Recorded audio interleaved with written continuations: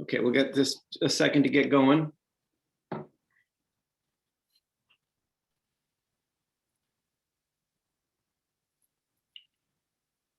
Okay, great. So Cameron, we all up and running at this point? Okay, wonderful. Great. Okay, good morning, everybody. Let me just say a word about the platform today, and then I'll turn it over to Secretary Young to kick us off. My name is David Plum. I work with an organization, CBI, that's helping to facilitate these meetings of the Vermont Climate Council. Thanks for joining us today. As you can see, we're testing out a Zoom platform today instead of Teams, and we're using the webinar format, which means we've got folks who are panelists, who are the Climate Council members, as well as co-chairs, who we're trying to have up in our with our video on as panelists in our webinar today. And thanks for everybody joining us, from members of the public. And we will have a time for public comment at the end of today's meeting. And we thank you for sticking with us today. And we'll definitely make time for public comment at the end. Secretary Young, I'll turn it over to you for some words of introduction. Good morning. Good morning. It is March 22, 2021, and this is a meeting of the full Vermont Climate Council. And we have a quorum, so we can get started. Happy spring, everybody. I hope you all got out and enjoyed the gorgeous weekend. It was a nice change from last weekend. Today we have quite a packed agenda, so I won't take too much time up, except to just run through the agenda and make sure everyone is okay with the agenda. We're going to approve the minutes of the last meeting. We're going to receive an update on subcommittee work. We're going to do some reflection on the subcommittee timeline and tasks. We'll take a short break, and then we will go through the process roadmap that we've been working on and confirm that everybody is comfortable with that document. The steering committee took a look at it last week and generally okay with it. Then we'll talk about the Vermont Climate Council and the boundaries and overlaps with the Comprehensive Energy Plan, which is a document that is within the jurisdiction of our Department of Public Service and is being actively developed. We're going to talk about our RFP for technical analysis and talk about what types of priority technical analysis we would like to see from that vendor once on board. And then we'll talk about Zoom for future meetings, seeing how today goes, and a public comment period. So we should get started because there's a lot there. Yeah. Thank you, Secretary Young. Indeed, we have a lot going on in today's agenda, and we also know that we got you materials late last week and even over the weekend. So we're going to have some pauses in today's agenda to be actually able to read through some materials and sit with them for a moment. Okay, so let's get going.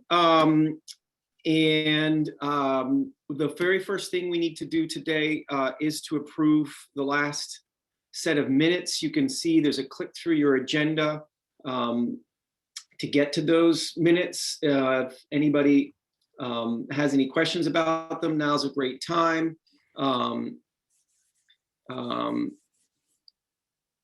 So I'll just pause for a second. I can even throw the link in the chat where you can find the minutes if anybody needs. And also I invite members of the public also to look at this. These are the minutes from the last meeting.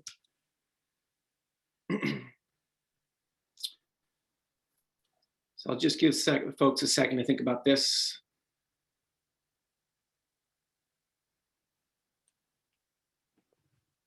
Great. Okay, so last chance. Any concerns about the minutes from last meeting? Great. Without any concerns, we'll treat those as approved by you, the council. And we'll move on to the next piece, which is, we're going to do this in a couple stages. First, Jane's going to give us an overview of where all the subcommittees are, because Jane's been the glue so far to hold it together and sit and watch and see how everybody's doing. So a quick update from Jane where she's seeing the different subcommittees, right? Then we're going to do a piece around finalizing subcommittee charges. We'll give a moment to read those through. Those came in from an email from Jane. And then we're going to hear from co-chairs from the subcommittees to talk a little bit about the reflections of trying to make a work plan and fill out that Gantt chart and what that means and some insights they're having. Okay, so those are our sort of 3 steps before the break to look at the subcommittees and how that work is progressing and all the good work that's getting done. All right, so the first of those 3 steps is Jane. So Jane, if you want to introduce yourself and give us an overview of how the subcommittees are doing, please. Sure. Okay. How's my voice? TJ suggested it might be I had something near my microphone. Yeah, I think it sounds okay. Okay. I'll just run with it then. Morning, everybody. Jane Lazorchek, I'm Program Director for the Global Warming Solutions Act. Nice to see everybody. So yeah, I'm going to try to do this briefly and feel like I don't want to steal the show from the co-chairs, but in order to be as efficient as possible and keep us moving, I'm going to take the time to actually walk through where we are with subcommittee membership and sort of the high level work that's been happening at those committees. So as a newbie myself to Zoom, hold on one second because I am going to test running a PowerPoint. Looks like it's there.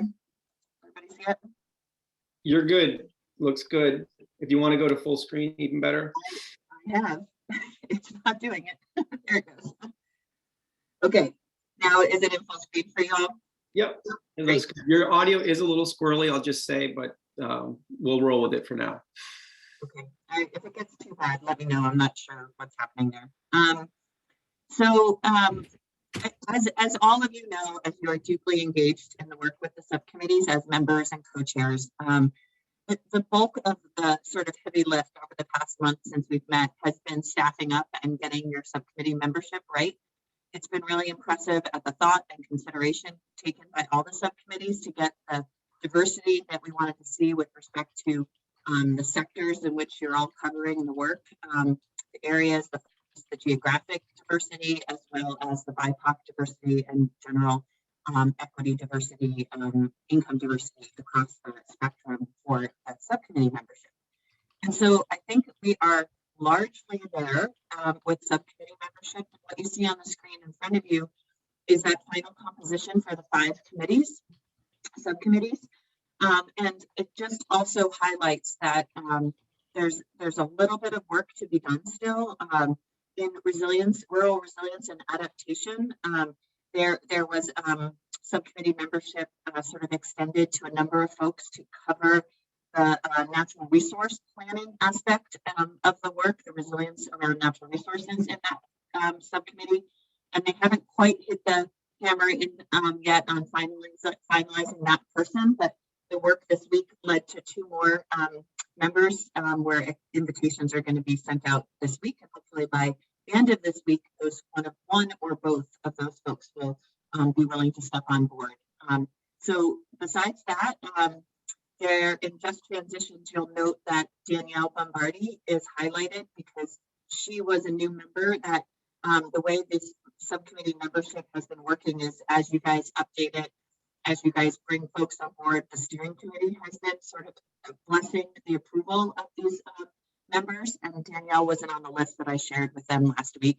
She represents union workers and is a really great addition to a really amazing Just Transition subcommittee here. And so I have her here because we can take action at the end of my slide here on just hearing any objections that will formally approve Danielle Bombardi to this group. And maybe I'll just pause there since the way it's been working with the steering committee is just hearing any objections or any comments around this additional member. And if we don't hear any, I can just finalize what I'm talking about with this slide. Thanks, Jane. I will say your audio is pretty getting worse. And I think when we do the next piece around the subcommittee charges, maybe if you call in on your phone and I'll show you how to do that. It might be a better option. We'll keep it for now, but I think since we're going to call on you a lot this meeting. So any objections to as Jane says, this bringing in Danielle into that subcommittee?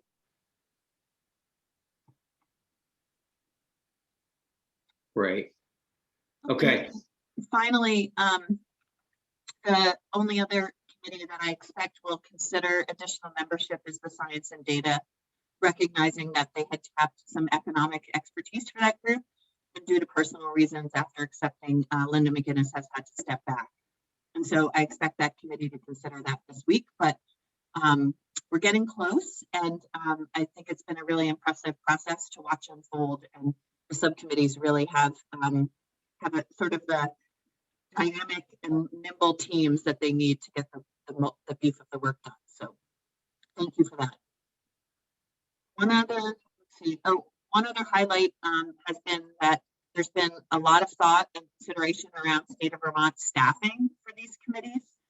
And the list in front of you all here highlights the good work that the agencies have done to step up and contribute staff to help support the work of the subcommittees. These staff have approval and considerations within their work planning to actually help, whether it's with technical expertise. Many have been helping take minutes at these meetings, but I really see their work coming online as you all get step into sort of the meat of the work of your subcommittees. And so these folks have been there listening, participating as they can, and there'll be resources that you'll continue to be able to tap on throughout the process. So as you step into the work, many of you should be just ensuring that you have the representation and diversity that you need from state staff, and not going out directly to get the additional ones, but working through myself to tap the correct supervisors and leads of those agencies to see if there's any additional help that can be provided. But for now, it has felt like a robust group of state staff have stepped up and been able to step in to help with this work. And finally, if my voice isn't too muddled, I'll just step you through the sort of high level work that's been happening at the subcommittees in addition to the subcommittee membership considerations that have been going on. I've watched all of you take special consideration to sort of building the foundational work of your group, whether that's been with the careful consideration that you've all done with respect to your charges.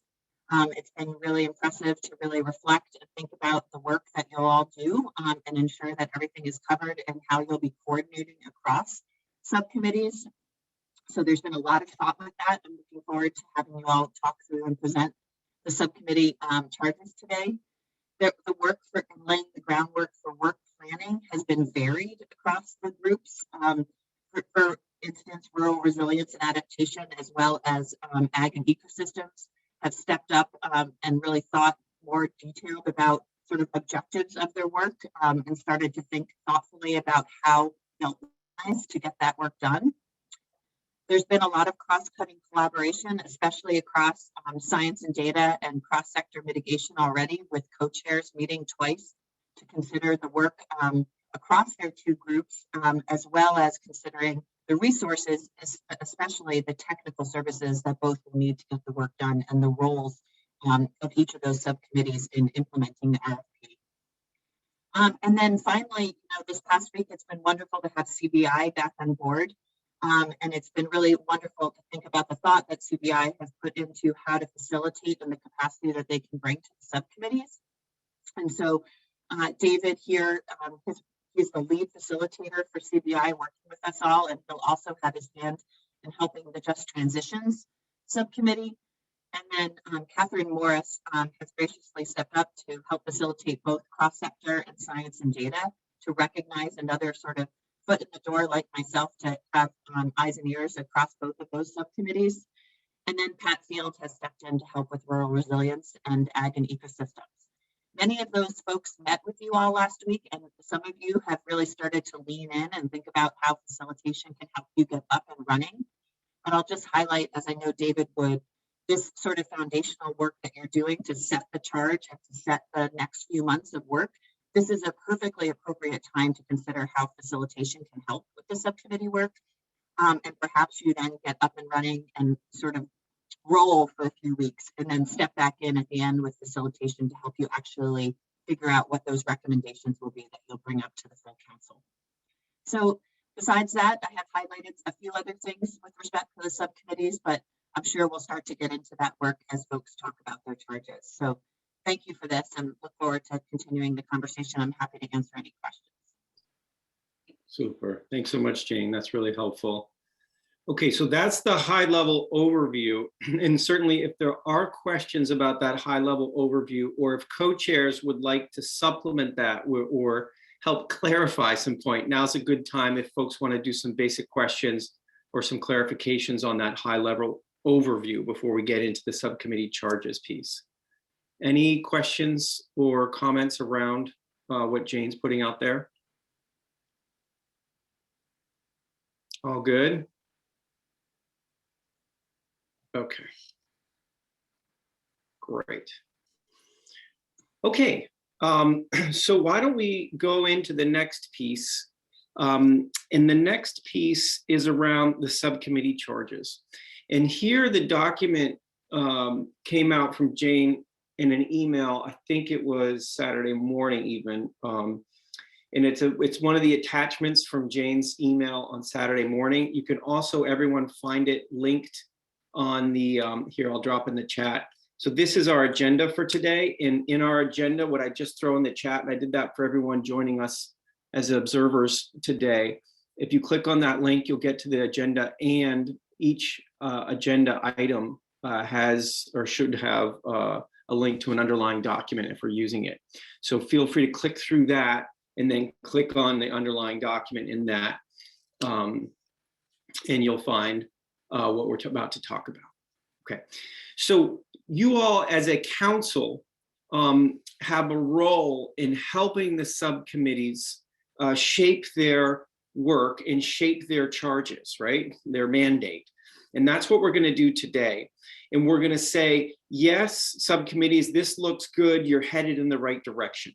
We're not carving this in stone because we know the subcommittees are going to need to, get a little bit of flexibility as they move forward and start to do the work. So this isn't like etching it down, thou shalt never change it ever again for the next 8 months or whatever this is. But this is an opportunity for you as a council to say, I think you're headed in the right direction, or I'd like to see a little bit more of this, or, who among the 5 of us, 5 subcommittees actually dealing with this issue, right? So that's what the conversation is today about the subcommittee charges. And because we sent this so late to you over the weekend, and this is just the nature of like how quickly we're moving as a process, we'd like to give you a chance to just sit with this and read for a moment. And while it will just be us sitting in silence for 5 minutes, I think it's worth it, okay? So why don't we all just pull this document up and take a moment to go back through, particularly the ones you're less familiar with. You may be more familiar with your subcommittee's charge, but let's take a moment. I did this yesterday to see how long it took me to read this document. It took me just over 7 minutes. So let's do a sort of accelerated version of that. Let's take 5 minutes and read. And let's just sit and do that for a moment. If anybody has any questions, just let me know. If that link isn't working to get to the document, it'll either be in Jane's email or link through this document, let me know, all right? And in the meantime, while I'm doing that, Jane, if you want to switch to phone audio, I'll walk you through how to do that. So folks, you can just ignore me and Jane for a second while we do the switch to phone audio. I actually don't have my phone with me. So oh, you don't have a phone? Why don't you go grab your phone? We'll, yeah. So we're just taking 5 minutes to read, folks, the subcommittee charges document.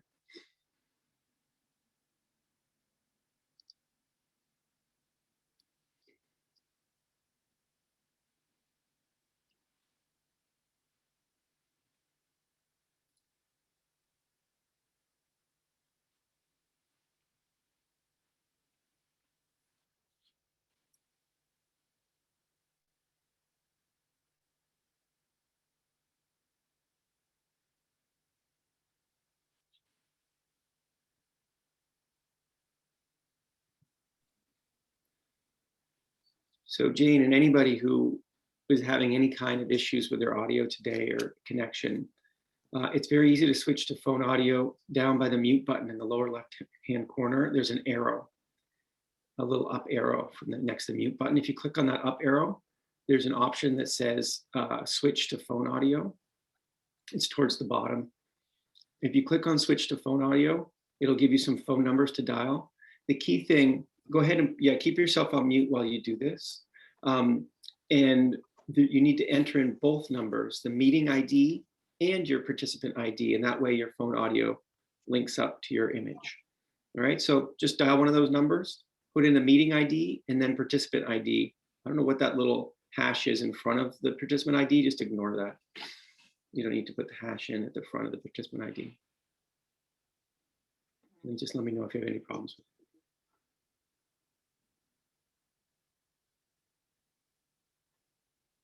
Or you can have it call you too. It's, you know, which way.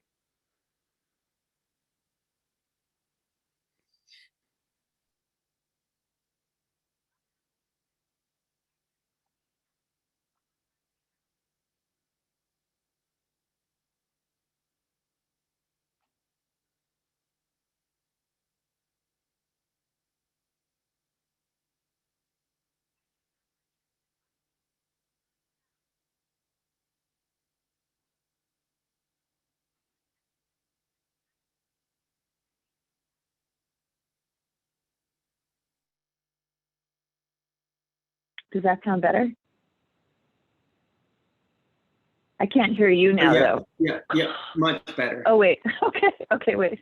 Yeah, no, that was just me on mute, that's all. Okay, good. I was having a panic. Basic question, but I'm assuming I just mute my phone now. Actually, it's probably better to use the mute in the Zoom app. Okay, thank you. Mhm.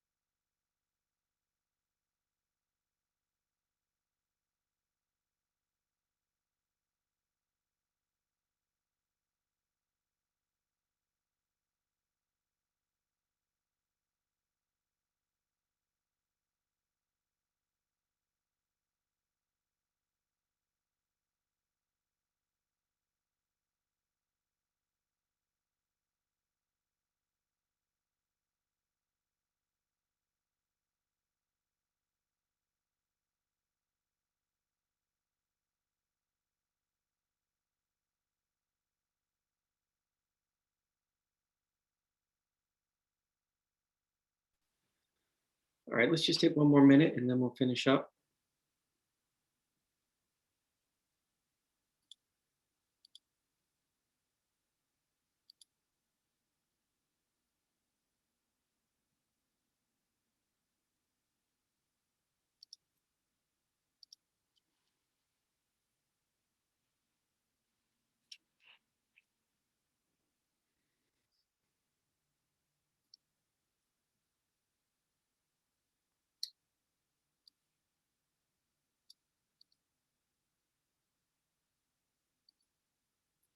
Okay.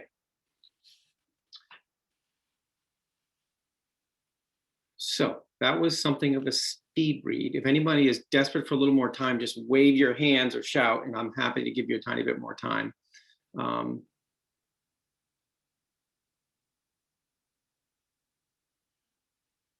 Okay, great. So the way I was hoping to do this conversation is we'll just walk through subcommittee by subcommittee and get any reactions folks have that they would want those subcommittee chairs to hear in terms of changes. And we might as well just start at the top of the document, and I'm happy to share my document if we want to get into some specific text, and you want to point that out to us. So the first one we have at the top of my document is the cross-sector mitigation subcommittee. And let's just do a quick shout out if folks would like to say something about this or have some questions for the co-chairs about this. Let's go ahead and use the Zoom hand raise feature if you can.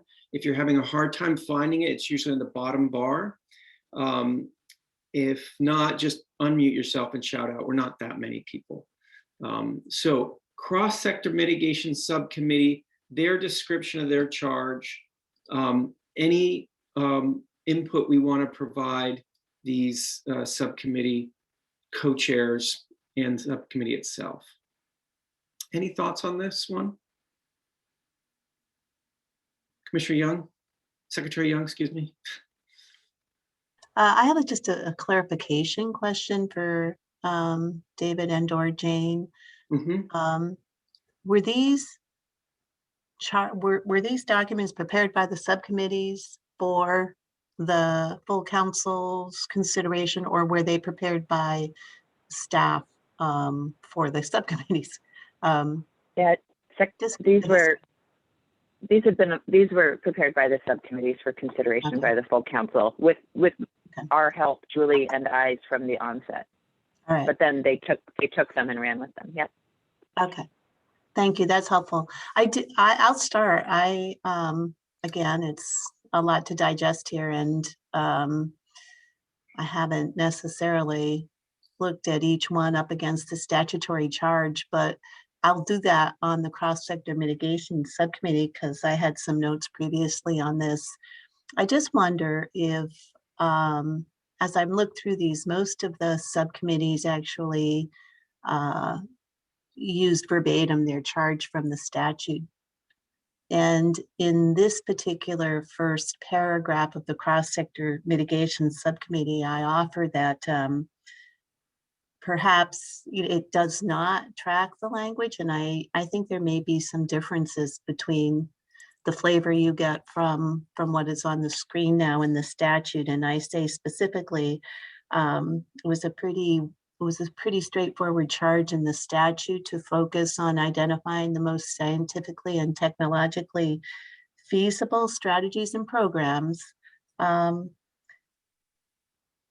And what's missing from here for me is what I think is important, that will result in the largest possible greenhouse gas emissions reductions in the most cost-effective manner. Now, if that is in this particular subcommittee charge somewhere else that I'm not seeing, then I'm happy to talk about where it is and you can point me to it. So that's my question, because I think it's pretty significant that the goal is the largest possible greenhouse gas emission reductions in the most cost-effective manner. So. Thanks, Commissioner. Secretary Young. Folks from that subcommittee, particularly co-chairs any thoughts on where that language ended up or why it's not so verbatim? Well, I didn't do the initial drafting, but I read it the same way that Secretary Young did, with an eye to the statute. And I think it's in the bullets in the second paragraph, where the first bullet is GHG mitigation potential. It doesn't say the largest, of course, but it's implied that we would want to go after the largest. And the second bullet is cost effectiveness. So I think the text as presented here just took those criteria out of statutory language and put them in the bullets. So I didn't have a problem with it as drafted. And by the way, I agree with you completely that that is our charge. We should be looking for the greatest degree of emission reduction in the most cost-effective fashion. And certainly how I interpret the mission. Great. Would it be helpful, Richard, to put that almost like quote the language back in there as Secretary Young suggests, just put it back in like with the actual text from the statute? Would that be helpful? Well, it would be okay just to stick it in the first paragraph the way some of the other committees did it. Is there anybody who on the committee who has a different view? It certainly does no harm to quote the statutory language exactly. Yeah, Richard and David, I would just flag for everyone's benefit. Well, I think the language on the specific subcommittee charge is clear. There are lots of other components to the description of the plan and the council that have to do with the subcommittee's work that are a little more expansive than just that first paragraph. And so I think that's why we took the broader approach. I'm happy to return to that language, but there are other aspects and other charges built into the process that specifically fall to the cross-sector subcommittee. And so I wouldn't want to lose those. I guess that's my only point. That's great. So just for expediency's sake, would we want to add that language in, but not remove the richness of the rest of the text, I think is what we're saying here. Okay. Agreed. Great. Okay, so let's do that. Let's put that line back in, or that line in from the statute, but that doesn't mean we're taking away other bullets. Okay, great. Other comments on this subcommittee's charge that folks saw or would want to comment on?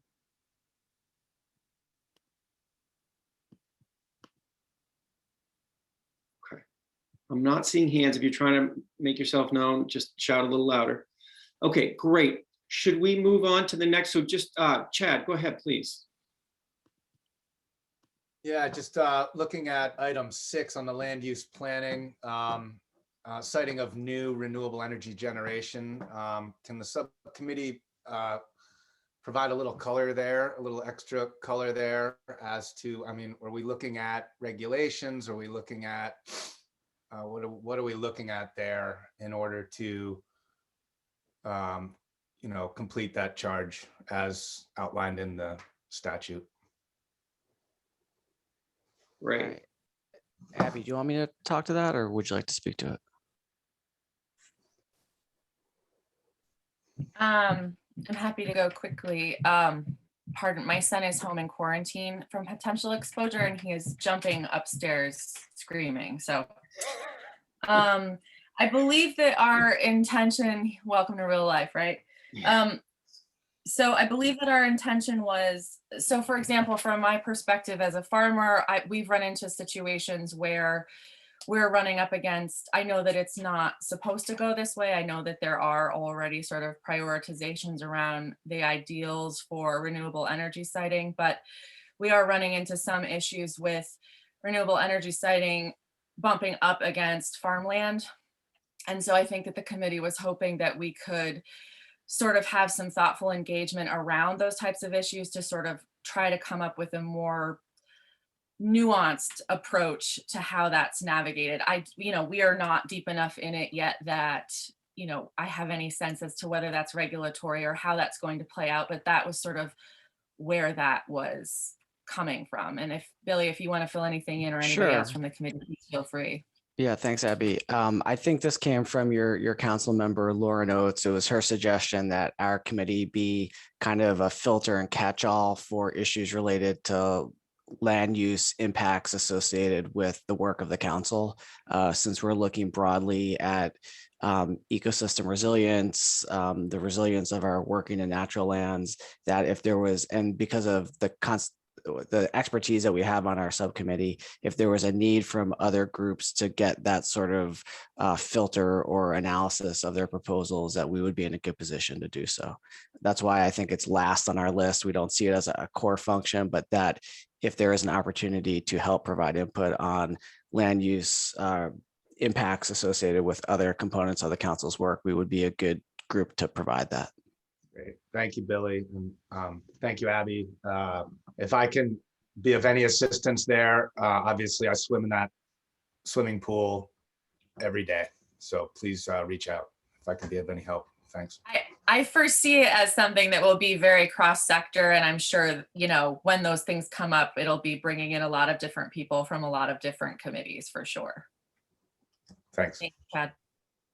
Great, thanks, everybody. And just to be clear, we don't need to actually change language there. Just Chad, I wonder, is there anything, were you looking for some changed language? You're just looking for your own clarity on that? Just some clarity. Thank you, David. You bet. Okay, great. Erica? Yeah, so along the, and I apologize if this was already brought up, I had to reboot the Zoom so that I could have the latest version here, but just along the lines of clarity, I think between resilience and adaptation and agriculture and ecosystems, we'll need to do some very specific clarification around which subcommittee is handling which aspects, specifically around nature-based solutions for adaptation and resilience, because there's as we'll see in our charge, there's a significant overlap there. And it could all be dependent on, what our collective interpretation of which subcommittee is responsible for what.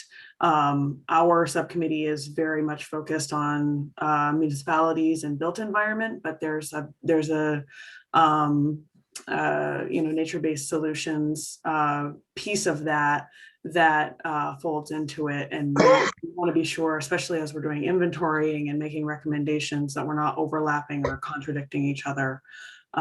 So we can work with you on that. That's great. Thanks, Erica. Secretary Moore? Yeah, thank you. I had flagged that same point, Erica. I looked particularly at bullets number 2 and 4 and think that there's probably significant overlap between that and the Rural Resilience Subcommittee. And then similarly in number 2, think it's important to acknowledge the potential for overlap with the cross-sector mitigation work, particularly when we're talking about the emissions reduction piece, whether net or gross, but probably mostly gross. And just think it would be helpful, similar to how it is in the cross-sector mitigation, to have those areas of potential overlap identified, called out specifically, so that they don't get lost on down the line. Great. Julie, we're happy to add that language in. Lauren is sitting on cross-sector to already sort of cross-pollinate that work. And so we can certainly update the language to include that. And it is also our intention that there will be a lot of overlap with rural resilience. It's just we haven't quite gotten to that stage of planning out our work yet. Sounds good. Thank you. Okay, good. So what we're seeing here is that there are areas of overlap with other subcommittees. They need to be flagged. So there's some intentionality between making sure that things either don't get lost or done in contradiction. Okay. Jared, go ahead. So Thank you, David.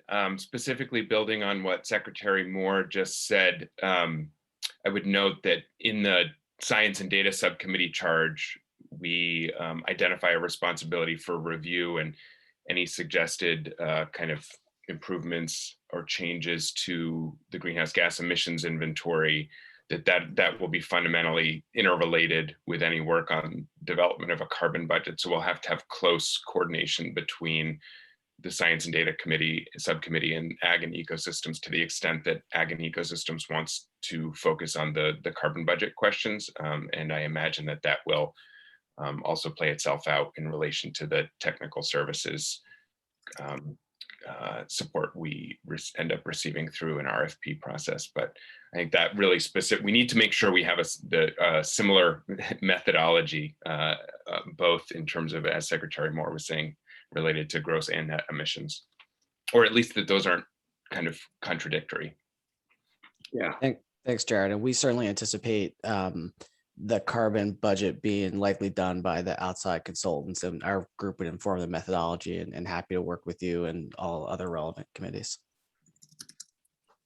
Great. Okay, great. Erica, do you want to follow up on that?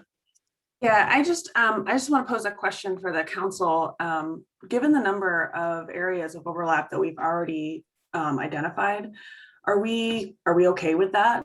Or should we ask, ourselves as a council, or maybe the steering committee, to help the subcommittees really pre-identify roles and responsibilities? I know that we have a pretty compressed timeline, and we can't really afford to spin our wheels with redundant work. So I just posed that question to folks about whether we need to be more specific in these areas of overlap regarding roles and responsibilities. That's a great question, Erica. Secretary Moore? Yeah, I would just like to second what Erica has just said. I appreciate that the areas of influence of each of these subcommittees are not necessarily discrete, but given the finite amount of time we have for our work, I think making sure that we have clarity around which committee is in lead. I don't think that precludes the other subcommittee then from having a strong voice in the conversation, and certainly an awareness of the work that's being done. But I do think it's imperative almost to have a lead subcommittee in each of these subject areas. Right. Does that make sense to everybody? Do folks have an alternative view about that, of what Secretary Moore is putting out there? Does that make a lot of sense? I think I can speak for our subcommittee to say that we took the broadest view of our charge based on the statutory language, acknowledging that there was a lot in there. So certainly I think we would welcome some direction from the committee on where to focus our efforts. Right. And David, if I could follow up, but I think that's a great point. I think from the perspective of the cross-sector mitigation subcommittee, and Richard and I have talked about this, it provided, the major overlap here is with Ag and Ecosystem Services, provided that so our charge is to look at reducing the emissions from certain baseline years, as long as that subcommittee wants to do the work to come up with ideas that create that same level of reduction in the ag sector, while they're also exploring sequestration opportunities. I think that's fine, and I'm happy to see that. Just need that sort of the math to work equivalently across all sectors. Yeah. Lauren? Yeah, so I think cross-sector mitigation is already like a couple of weeks maybe ahead of the rest of us, and that they've already broken down into respective tasks and have started having conversations about those. And I wonder if the other subcommittees plan on doing something similar, and if that's the point, if there's significant overlap between subcommittees in any specific task group, that's where we cross-pollinate our ideas.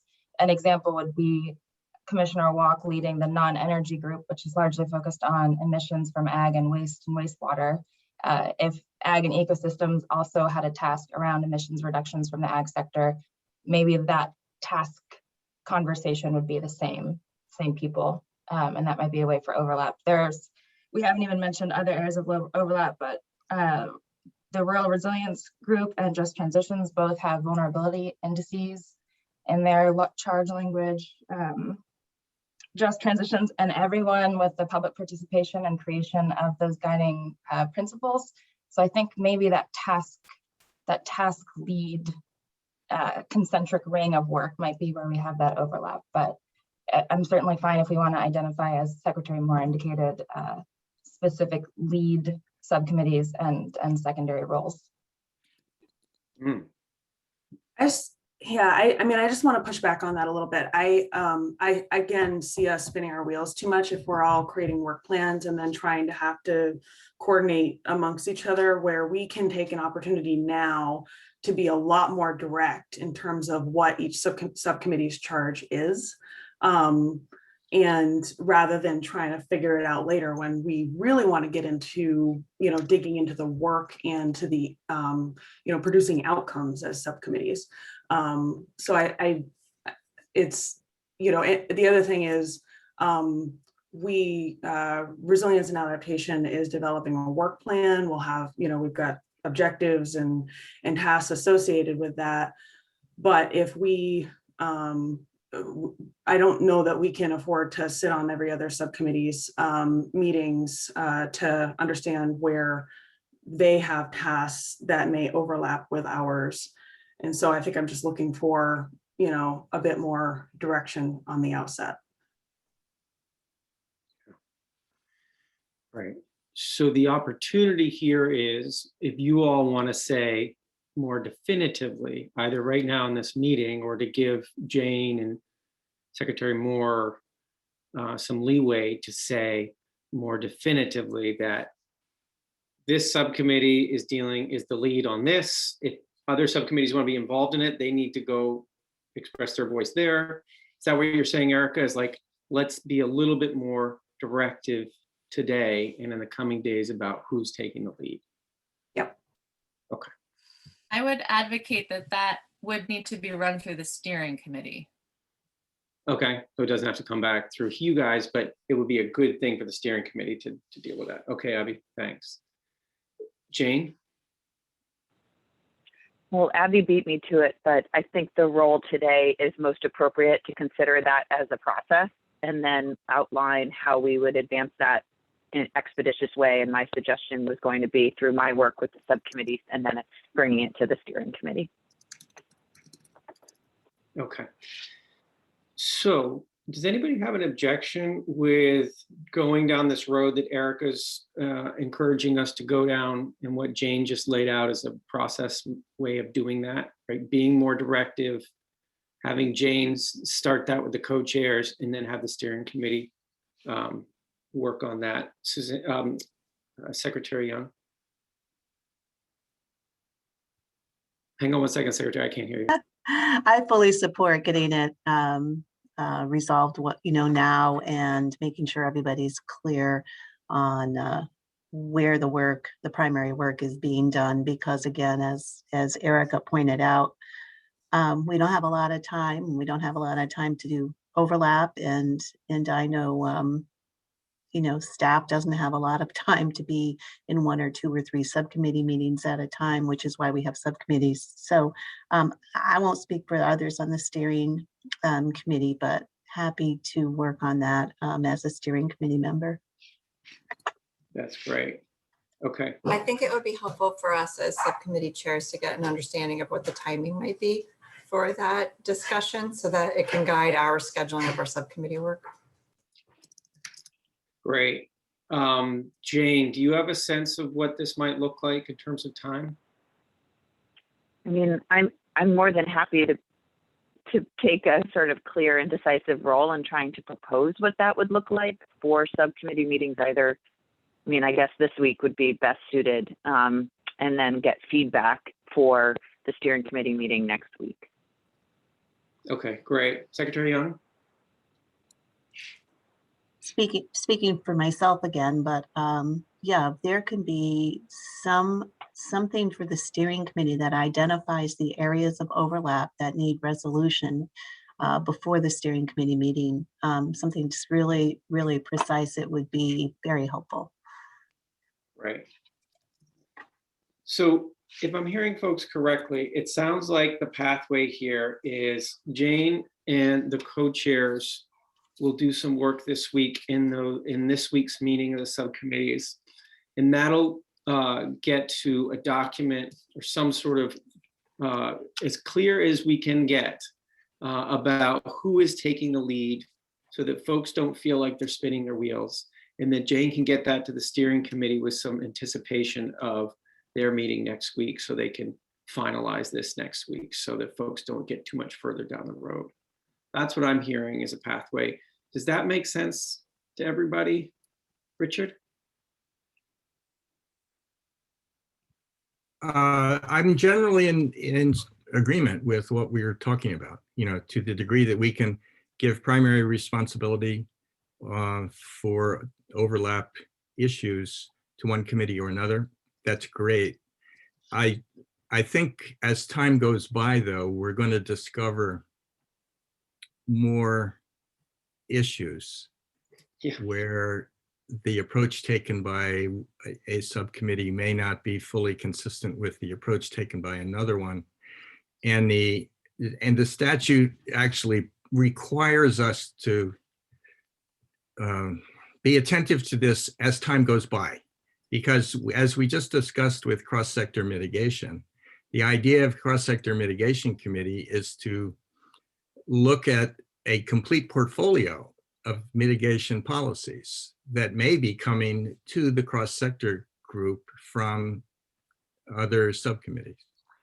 So when we're hiring experts to model the impacts of those policies and trying to piece together and I'm echoing Secretary Young here, a comprehensive set of effective policies with the most cost-effective combination, then at that point, the baton has sort of gone into the comprehensive analysis mode. And those differences between approaches taken in different subcommittees is going to have to get worked out. Otherwise, the modelers don't even know what to model. So I'm not saying this in order to create a problem. I'm saying this in order to remind ourselves that we're going to need a process that's in place, not just right now to assign initial responsibility, but a process that we can rely on to hammer these issues out 6 months from now. So, what we've decided today, which makes sense to me, which is to identify points of overlap and ask the steering committee to suggest how things should be assigned. That makes perfect sense. We're just going to have to do it more than once. Yep. And I see a bunch of hands. Quick before I go, one of the things that's in the process document that we'll be giving our approval to later today is the idea of the steering committee having some fairly frequent interactions with co-chairs precisely for these kinds of issues. Commissioner Attorney? Yes, thank you. I just wanted to echo what Rich was saying. And as I listened to him, I realized that I frankly have been assuming that the Science and Data Committee would be making the judgment calls about modeling. And what I'm getting from this group is that we are aspiring to a level of participatory decision-making that I'm afraid is going to defeat us. There comes a point where we have to accept a degree of delegation and trust in our respective committees. And so if I very glibly assumed that this modeling issue, for instance, was settled through the formation of the Science and Data Committee, I apologize to the group for that. That was my operative assumption. And by all means, if we need to revisit this and figure out how different committees are going to give their input into modeling and the like, we need to do that. But there comes a point where we have to realize that we need to move forward. And again, I said this the last time, I'm not sure that we're going to be able to stand up under the weight of all of the perfection that we're trying to achieve here. Thank you. Okay, okay, a note of caution there. Yep. Jared, go ahead, please. Thanks, David. I think that for right now, looking at these subcommittee charge documents and drafts, I totally agree with the path of kind of cross-referencing those, identifying a lead subcommittee on areas of responsibility that are kind of jointly claimed or overlapping.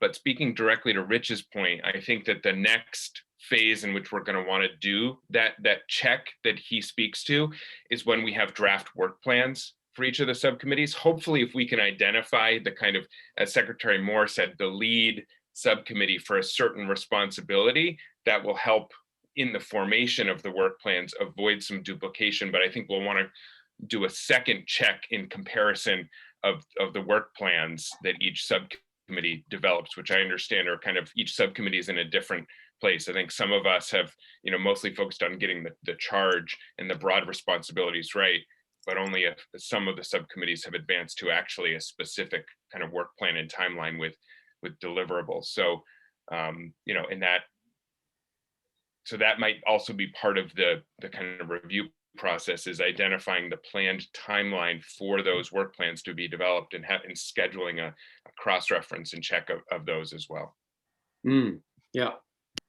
Yeah. And again, this is something where you as a full council, this will be much of your monthly meeting as well, right? Is making sure that things, you're not crossing wires and everybody's on board. So I think particularly in these initial months of April and May, that's going to be part of what you do as a council. In addition to the steering committee playing that role with help by convening co-chairs and working through issues that might be coming up. Okay. So to summarize, what I'm hearing is a strong request that we do provide some more clarity about who is in charge of what and the lead subcommittee on issues. The way to get there is that Jane works this week with the subcommittees to make some recommendations on that, gets a document to the steering committee, and the steering committee can finalize that next week. There's a note of caution that this will continue to be an issue as you make progress. Let's be careful about not making everything highly participatory on every little decision. We may fall down, as Commissioner Attorney tells us. And yet there's some obvious check-in points, as Jared says, when we have work plans that we can compare, etc. Okay, that's what I've got in my notes on this. Now, we haven't actually gone all the way through. So that was what only the second of the 5 got us into. I want to keep moving forward to make sure that if folks have some comments on the other subcommittees, the next on in the document is the Just Transition Subcommittee. I'm wondering if folks have any feedback on what the Just Transitions Committee has put down on paper as their charge. Is there anything that jumped out to folks that you want to provide some guidance there?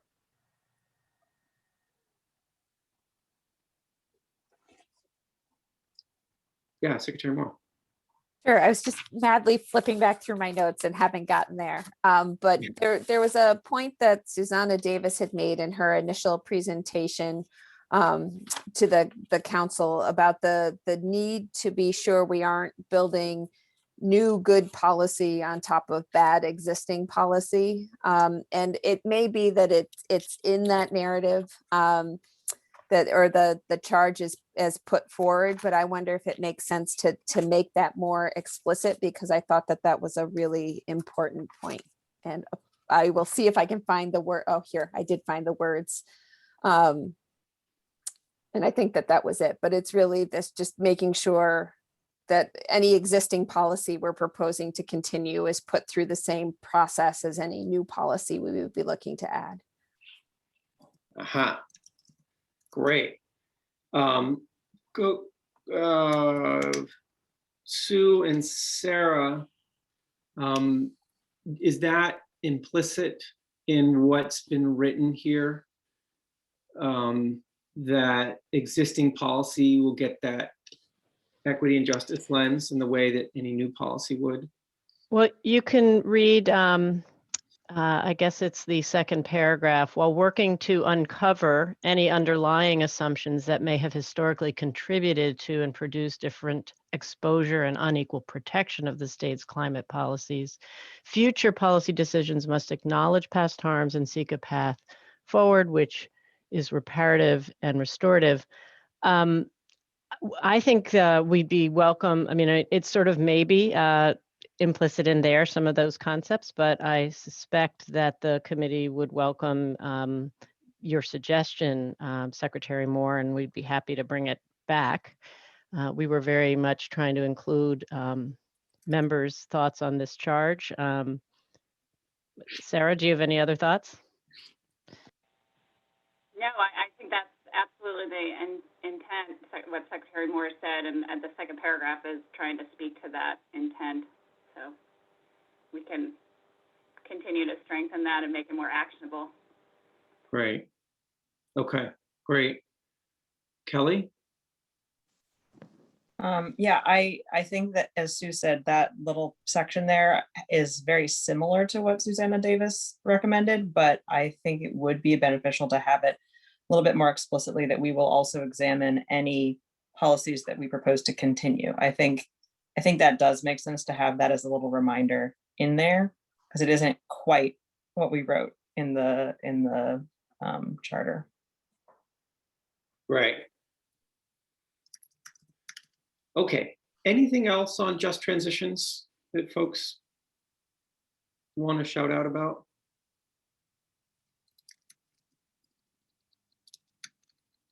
Okay, great. So, sorry, no, David. yeah. I just had two quick points. One is that wondering how in our work plans of subcommittees, we should flag specific areas where we know we will want input from the Just Transitions subcommittee, or will they just be planning to tackle that from all the recommendations that come from the subcommittee? And then my second question is about the public engagement plan. In our work, we had identified for each of our tasks, kind of, identifying what other stakeholders or members of the public or groups we should be seeking feedback from. And I'm wondering if the Just Transitions Committee will be interested in advising us on that as well, or if it's just taking the bigger umbrella approach to our overall engagement. Right. So I guess my response to the first part of your question isn't that it's going to be up to us to review your things, your proposals and plans, as much as us, at least at the outset, trying to develop principles and maybe an assessment tool or a screen for you to actually utilize in the development of your plans. That's the concept, and that we're trying to get to you hopefully by the end of April, so it has influence. Beyond that, I believe we will see the public engagement process, while we're seeking to help influence the design and guide it, that would absolutely benefit from any recommendation that you have for specific groups. And, I believe we're going to hear about the consultants have been, I believe, selected and hopefully are actually going to be on board as early as next week. So I think maybe we would ask Jane to ensure that any recommendations from one group that's already thinking about the need to engage certain sectors in our processes as we're developing would be really helpful. Thanks, Catherine. Great. Yeah, and just real quick on that, I'll just say that, yeah, the public engagement outreach consultant will be on board by the end of this week. We're just finalizing the contract, and there's a component of that contract where they're going to be directly engaging with the Just Transitions Committee at their weekly meetings. And next week they're teed up for the first sort of orientation meeting to what that will look like. And I imagine we'll start to also have a conversation about how they engage with the other subcommittees more broadly as well. So sort of stay tuned as they come on board. Right. Okay, Kelly? See, Kelly? To the first question, the first part of the question also, and Sue, you can let me know if this is still the plan, but I think we're hoping to have a liaison from Just Transitions who can sit in on the other committees, so that also if anything should come up, there's someone from Just Transitions there who can either advise on the spot or bring it back to the committee as seems appropriate. Is that still the plan, Sue, or the hope? At least we haven't assigned anybody to every single committee, but. Yeah, I don't know that we can commit people's time. I think it's an aspiration that we should raise. But no matter what, I think our goal is to have something that the committees use as guiding principles when they, in fact, sort of develop their plans, as well as hopefully actual people to engage if we can. Okay, great. All right. So what we've talked about for Just Transitions is making more explicit the idea of giving the same review to existing policy that would be suggested to continue. And this issue about how subcommittees are going to signal the specific input they want. And in Sue laying out there that the Just Transitions is looking to develop principles that would be available by late April-ish. And that would be a pathway. And there needs to be some back and forth around the public engagement piece, and that'll be a work in progress as those consultants come on board as well. Okay, anything else on Just Transitions? All right. So just to keep moving forward, the next one on the list here is the rural resilience and adaptation. Are there comments that folks have or reactions they want to share around rural resilience and adaptation?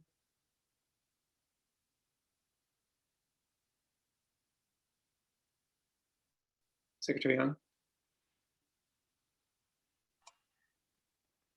Thank you, David.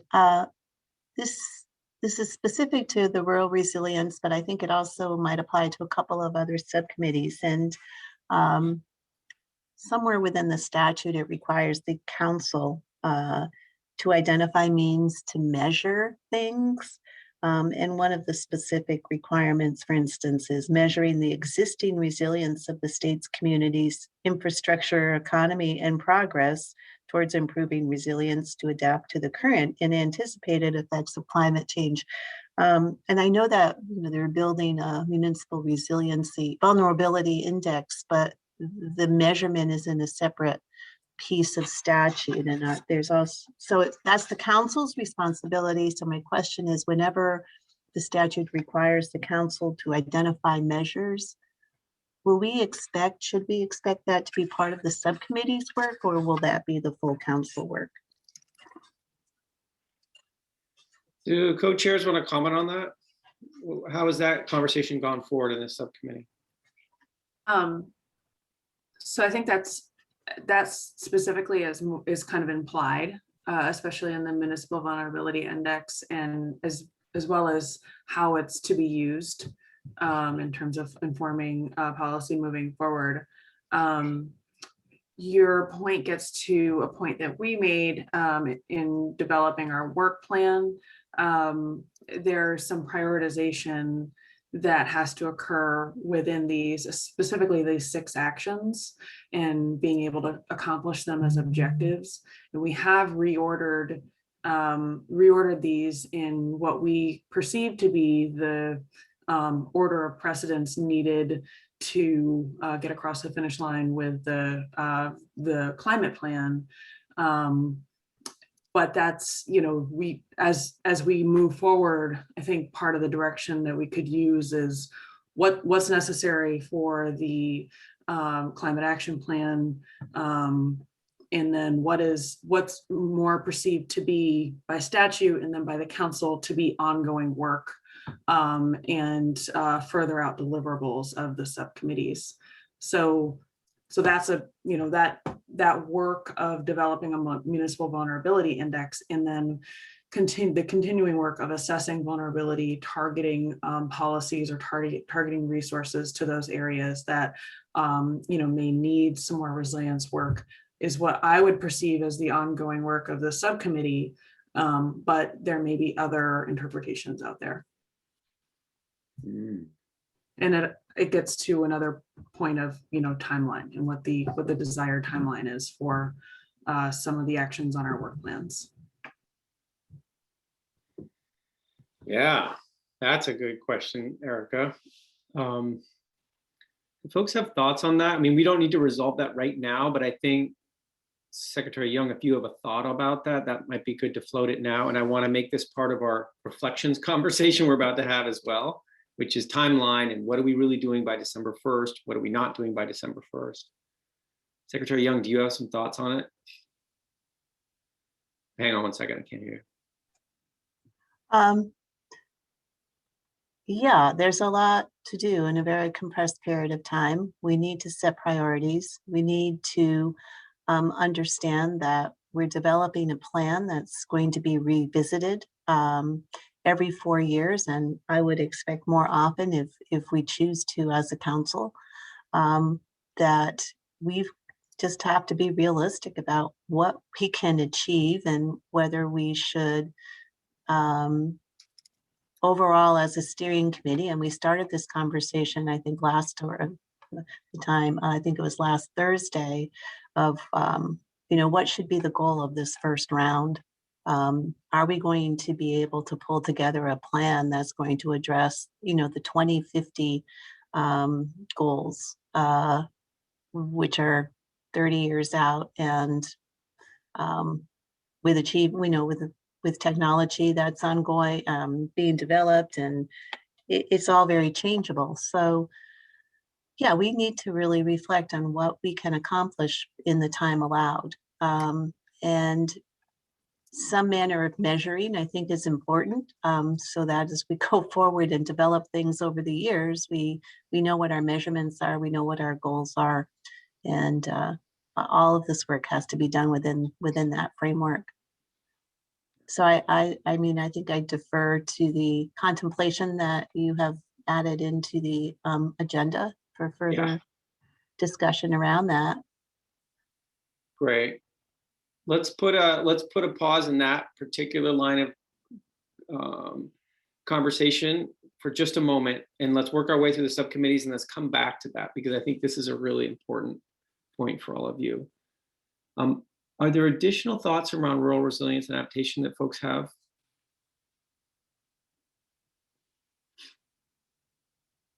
Okay. So then that brings us to science and data. We've talked a little bit about science and data already. Are there other things that people want to bring up right now, questions or comments people have about how science and data is seeing its work?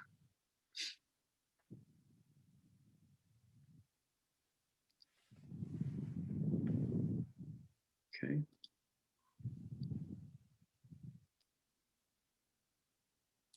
David, did you want me to say anything about how we were viewing our scope and charge and process or anything like that? Or are we going to come back to that a little bit later? I think we'll come back in like 60 seconds, I think. I want to just leave an opportunity to see if people had questions when they read through the charge, things that jumped out at them or things they'd like to clarify. Okay, good. All right, so that's a great segue. And I think what we had hoped to do in this section is to have co-chairs say a few reflections about what it felt like to do the charge, to start to do some work plan development, and to get at the kind of questions we're just talking about with the rural resilience group about what are we really doing by December 1st and what are we doing beyond it? What are the big question marks we have that are in our statutory requirements that feel a little bit, not clear to us?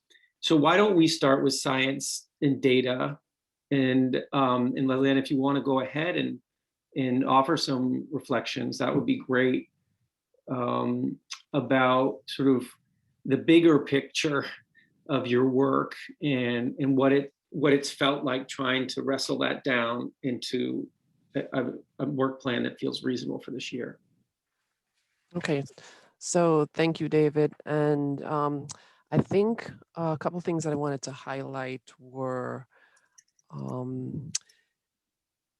because we weren't exactly in the statute and how we were sort of putting ourselves and positioning ourselves in being able to sort of crosstalk and do the crosswalk across the various committees.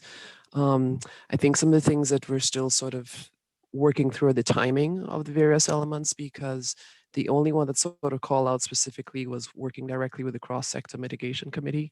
But as you've heard for the last hour plus, a lot of these things are cross-cutting and overlapping, and so the way forward in terms of thinking about how to best serve and how to best work with some of these pieces, and in particular, I think what we haven't heard so far is some of the energy pieces, some of the climate change and climate resilience pieces sort of fit naturally with our group, and we're also seeing the way in which some of those evaluation, monitoring, adaptation, mitigation pieces are all sort of brought together with some of the work that we're doing here. And reflecting on it, I think some of the things that we are going to be probably working through is a commonality in terminology, because when you bring together folks who are coming from different backgrounds and different disciplines, even something as simple as the word regional means different things to different people. And so as we move through this and we keep in front of us that we are trying to mitigate so that we can be flexible and adaptive and responsive to changing climate. Some of that information is actually changing as it goes along. And so how do we make sure we bring the most current and recent scientific climate change information to the table as we look at all of the various elements in terms of energy, transportation, all of the other elements that we're going to be looking at? I think it's important for us. So commonality, what's the end goal? I think we've heard that a couple times today. What's that end goal and how do we work backwards from there in a way that makes sense in terms of setting up the framework, and then having this sort of both inward looking but outward looking piece as we work with trying to make sure that everybody's at the table, all the peoples are at the table to make the best decisions, make the best choices in terms of all the policies that we're modeling and so forth. So I'm going to stop there. I think TJ is on, but TJ is probably prepping for his piece. TJ, if you some pieces in there. Jared, if you wanted to also add some pieces, because you're explicitly called out as your liaison between science and data and the cross-sector mitigation committee. We had in mind having somebody as a liaison with the just transitions, but that didn't work out. So to the extent that we can think of these ways of making sure that we're doing all of this in an iterative format, I think would be helpful. So either TJ or Jared, if you wanted to add anything, please. Yeah, sure. Thanks, Leslie Ann. And I'll just echo what you said. I think iterative was the word you used a few times there. That's really important.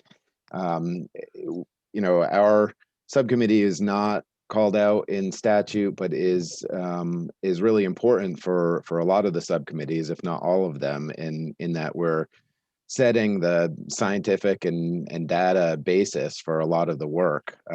You know, it's really clear on the cross-sector subcommittee in terms of analysis of what happens if we don't do anything, and then comparing that to the policies that they come up with, and analyzing the impacts of those policies, and just having a common framework and clear, well understood data to base our decisions off is really where we've focused so far. And just going forward, we don't have a defined work plan yet.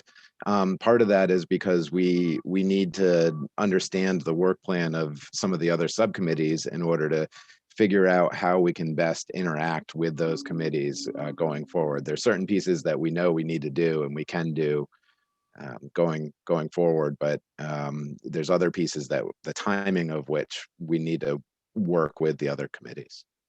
Great. Okay, I see a hand from Chris. Chris, do you have a question on this? Yeah, just because I haven't seen it explicitly mentioned any place yet. on the Just Transition Subcommittee, one of the things that's occurred to me is it would be really helpful to have some input from labor economists or labor economics data. Is that on your all's radar at all?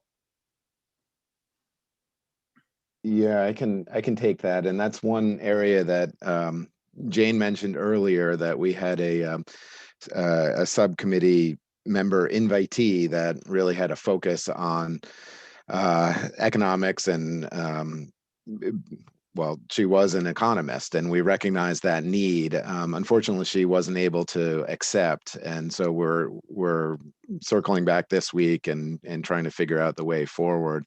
But really understanding the economic impacts, it is on our radar at a high level, and we'll look to have those resources either on our committee or recommend that that be an area of a technical consultant where they could come on and help.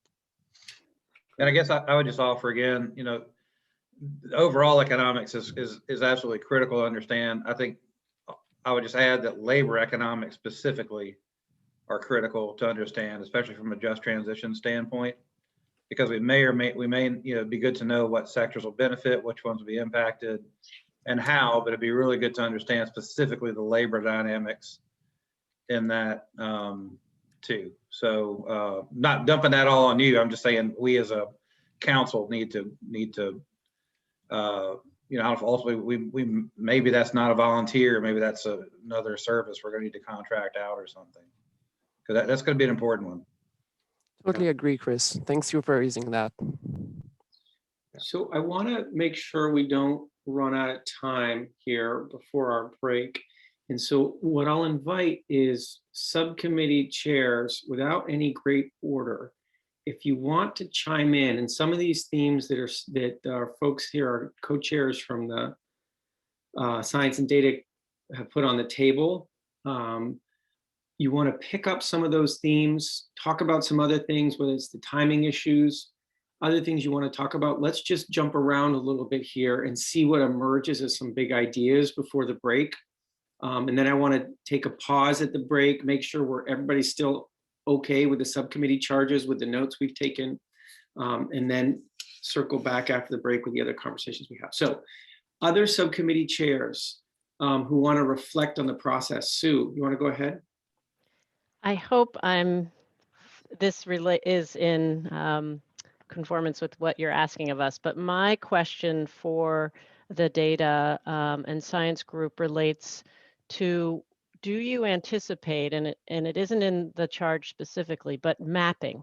We have seen from our scan from the other states in looking at how a just transition lens is approached, that the importance and value of mapping, particularly how, I guess you can talk about vulnerability indices, and I saw that we have a municipal vulnerability index being developed, but how do we look at the state and the impacts of climate, demographic, and obviously historically marginalized populations, et cetera? Seems very important, and I don't know if it's there, and if it isn't, could we add it? Definitely, Sue. And as soon as I saw that John Adams from VCGI was on our subgroup, I think I got really, really excited, because I went straight to the thought of, once we had all of our pieces in place, how could we do some participatory mapping to actually bring some of those elements, both in terms of soliciting a lot of the input, but also sort of showing a lot of the modeling and the other pieces that are coming out of our work. So definitely, how do you bring some of those geographic elements in a visualization piece was one piece that I think I was thinking about personally. Right. Okay. Great. Jump in. Joe Flynn, please. Thank you. To Sue's point, there's a beginning of a tool that might be of interest to the subgroup, and it's a product between ANR and AOT on resiliency and vulnerability. So what it does is it tracks the geographic reality of existing flood analysis and modeled flood analysis. It doesn't take other things into account like socioeconomic, but those perhaps could be filters overlaid. But that tool exists today, and it could be a great perhaps springboard, at least for what you were talking about, Sue. Thank you, Secretary Flynn. I'm definitely aware of that tool. And I think to your point, overlaying the other demographics would be so helpful. I think that's what the energy burden sort of mapping project that we've seen is, and that would be the flooding vulnerability mapping. And I just don't know if there are others. Thank you. That's great. Is that Ned Swansburg work? It was primarily Mike Klein and Joe Segali, but there Right. perhaps were other people on the team. Thank you. Okay. I'm interested in going back to the issue that we touched on earlier, which is the issue of scope and what really are your questions around the December 1 deliverable versus ongoing work, right? So Erica and Secretary Young started talking about that. I wonder as co-chairs if folks have any thoughts about that right now that would be helpful to share as a full council about, what on paper is clearly an extraordinarily aggressive timeline and what that means in terms of what you really can do ahead of December 1st. Erica, you want to go ahead on that? Yeah, I think I've been giving this a lot of thought as we've been developing our work plan and recognizing that it's fully still in development. But the statute, the GWSA, has some clear outcomes that are expected, and I think it's imperative as a next order of business to take what those directives are, interpret them, and develop even a framework for what the climate action plan is going to encompass and incorporate, so that we can then engineer those tasks or direct those tasks out to the subcommittees as priorities. Without that, again, we're going to be kind of searching for our mission, whereas we know generally as subcommittees what our mission is, but how that ties into the deliverables needed to develop a successful climate plan. I mean, I think that's really got to be our number one priority, because it takes a lot of thought, and we don't want to be developing a plan that is, we do a lot of plan development at VEM. And so I know the time that it takes. And just for example, the statewide hazard mitigation plan is a long-term evolutionary process that takes much longer than the time that we have now to develop a draft for a statewide climate plan. So I would really advocate for some thought and detail put into what is expected to be in that plan.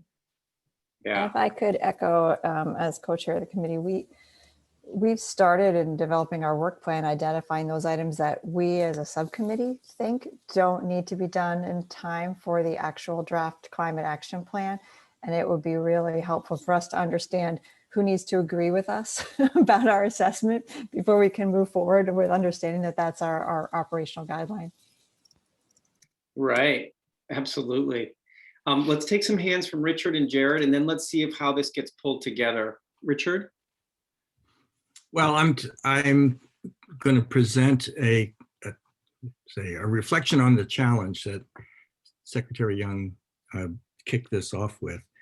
It seems to me that we will evolve a solution to the problem that we are required to come up with a plan meeting certain characteristics, and the time available to us to do it is really short. So I'm pretty optimistic that we're going to find a way. So I'm going to start with that, but I'm going to predict that we will need to make some compromises as we go. I'm looking at least 3 different ways that we could decide to focus.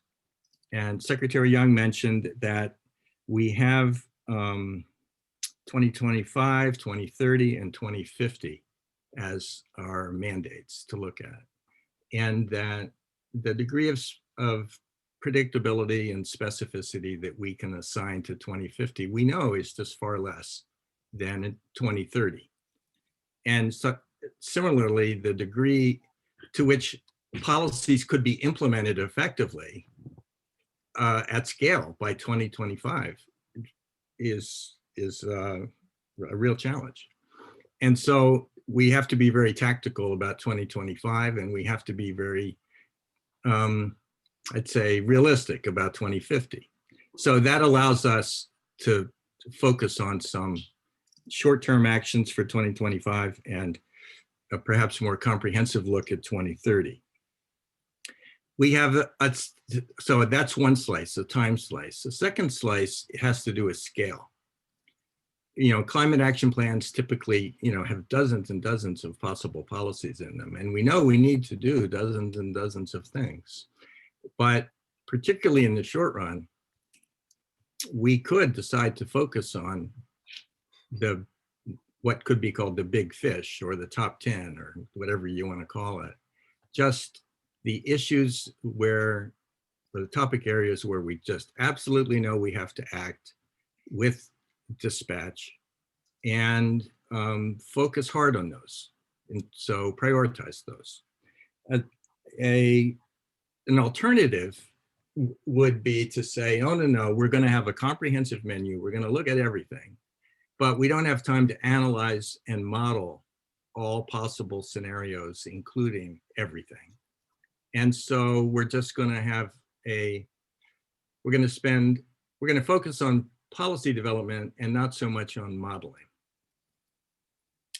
And then the fourth option, of course, is something which could be a kind of a mix and match combination of the above, and in particular, focusing on policies where either the just transitions and energy and environmental justice considerations are especially high, or where the resilience needs are very high, and use that as a way to screen the policies that we give highest priority to. And all of the above, however we work through it, I think it's obvious that we're going to end up in next winter with some recommendations that we feel really strongly about, including in a plan, and some policies that we think need further work. And we're going to be making recommendations to the legislature and to the administration for follow-on activities to make our first plan a much stronger second plan without waiting 4 years for the second plan. Right. Okay, thanks, Richard. Jared, do you want to build on that? Yeah, thanks, David, and thanks, Richard. I want to build on what Richard said. I agree with what he said. I think that, you know, as I think about this, trying to make it as simple as possible, the main work product we are responsible for this year is the climate action plan. And I think that it would help all of our work in terms of just achieving some shared clarity and focus to our subcommittee work plans.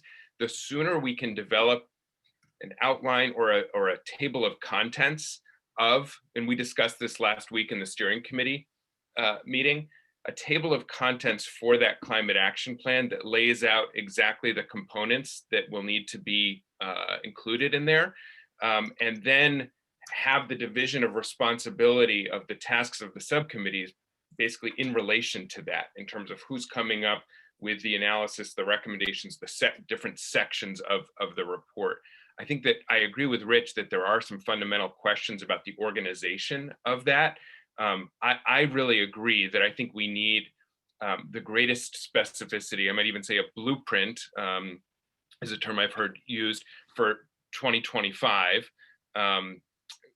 A little less clarity, but still pretty specific in terms of a strategy for 2030. And I think just given how markets are changing, technology is changing, consumer behavior is changing, I don't think that it makes sense for us to be overly kind of detailed or committed on the long-term kind of 2050 approach. So I think that if we can, and I'm not suggesting right now a process to develop that. I'm just trying to raise up for our consideration this goal of at least working to find a process to develop that table of contents for the plan, so we both know what we're working towards and backwards from, and how each of our work fits into that. Thanks, Jared. And just for quick, before I go to Commissioner Walk, Jared, are you, when I hear you say that, and Richard, it sounds like, and also that's what Erica was saying, it sounds like there's some urgent type work for this week that combines a sort of table of contents exercise with understanding, you know, responsibilities and who takes the lead, like our earlier conversation about like which subcommittee is the lead. Like that seems like it's a real priority task that probably Jane's going to be leading in connection with co-chairs, and the steering committee is going to talk about next week. That's what I'm hearing. Is that what you're trying to say, Jared? Okay. I think that's a good summation. Thanks, David. Right. And I agree with the idea of developing a table of contents that allows us to look at a deeper level than we have so far at what the whole plan would look like. Great, great. Commissioner Walk. So I've had a chance to reflect on this with Richard and Jared and several other folks along the way. And I just, to me, it's a question of risk, right? We have a certain amount of tasks that have been assigned to us and a timeline associated with it. And doing all of it as well as we'd like to in the time frame allowed is impossible. And I think it's important to reflect on that. And so it's about, where do we accept risk in the process? Do we accept not the public participation plan exactly we might like? Do we accept the level of analysis?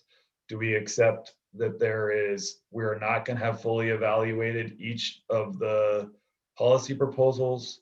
Is it that it's not going to add up to the full reduction requirements as required by the law? Somewhere along the lines, we have to accept the reality that all of those things aren't going to happen. And so I need guidance from this body, right? I'm not a council member. I need help understanding what we accept as risk, because the law is pretty clear on what needs to be in the plan in terms of meeting the reduction requirements and going through all the process that we do to get there. And it does not feel to me like we have the ability to do that in the timeline that we've offered. So I'm not suggesting that December needs to change. I'm accepting that we need to accept risk somewhere and agree, the council needs to agree on that risk, because right now it doesn't feel attainable and full to me at this point. Okay. Abby. I have had that thought myself, and I guess I would just offer that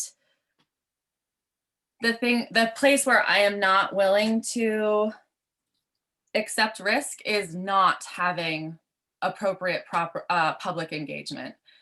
For me, again, I've said it before, I'll say it again, it has been my experience that in this state, we tend to prioritize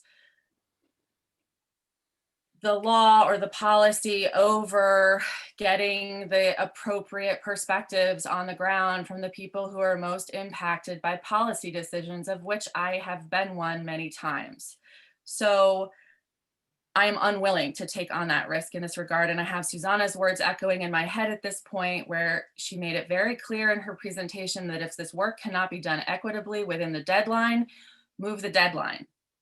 I'm not saying we have to move the deadline, but I am simply unwilling to accept risk in that regard. I think that as we move along, there will be ways where we can consolidate some of the more technical and data pieces, as we were talking about cross-pollinated ways between committees, but people's, how this work ties into our land and our ecosystems and our people is just not somewhere that I'm willing to compromise.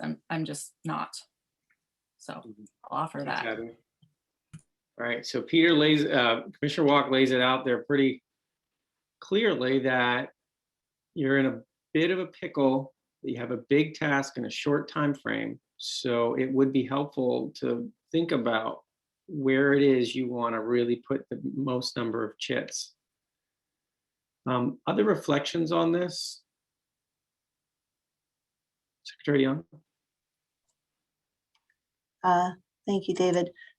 One reflection, and I know sometimes I sound like a broken record, but one way we may achieve some economy of time, I guess is one way to put it, is not, I guess I don't look at this work as reinventing any wheels that we have already turning in this regard to achieve our resilience and our mitigation goals. There's a lot going on out there already. The legislature, I think, recognized that. They did give us an order of things in some respect, which, the first order of things was, what are you doing now? Inventory what you're doing now. Base your work on the work that's already been done by the state. There's a very specific provision that we go back and we look at all the work that's been done, and then we find the gaps. And then I think if we've defined what we're doing, how it's working, should it be improved, and then where are the gaps that we should be working on, it might be, I would hope that's one way of looking at an iterative process. And I'm not sure if subcommittees have kind of started with that step of identifying the existing programs and strategies that the state is using now in any one of these arenas, assessing those both against the just transitions, the equitable lens, and the cost effectiveness lens, and the measuring its progress. And I don't mean to add to any more burdens, but that's just a way, I guess, as I read the statute, it just, for me, flows that's our starting point. And if we do a good job on the starting point, we may be able to find we have less work to do on filling the gaps and coming up with either improvements or new strategies. Okay, great. Catherine? And following up on what Secretary Young just said, it seems that some of the areas of our work where there is overlap across almost all of the committees, and I can think of one of them being land use, another one being resilience of natural systems. There's some areas that really go across all committees, and it causes me to wonder if some of that work of the assessment and the gap identification should be done collectively as a group at the council level, rather than being done separately in diffuse ways by the subcommittees. And I forget who said it, but giving us the danger of repeating and doing redundant work. So I don't know if that's something the steering committee could take on, if other people agree, just identifying those things that maybe should be elevated to the council rather than kept at the subcommittee level. Okay. Right. It might end up being more efficient. Yeah. Okay. Any other reactions to this? What we're talking about right now in terms of the harsh reality of your December 1 deadline and what that means for your work? Joanna? Well, I mean, I just want to appreciate what people are sharing and the thoughts. And I think we do have a lot in front of us. And, in terms of like what Jared was saying, in terms of laying out, what can we be doing now? What are the, what do we know we need to do, kind of along what Rich was saying? I appreciate what you're saying, Commissioner Walk, but the way I think about it, maybe less about accepting risks, but more also recognizing, again, as Secretary Young is saying, this is an iterative process. It's now focused and required, embedded in state government. So it's an ongoing framework.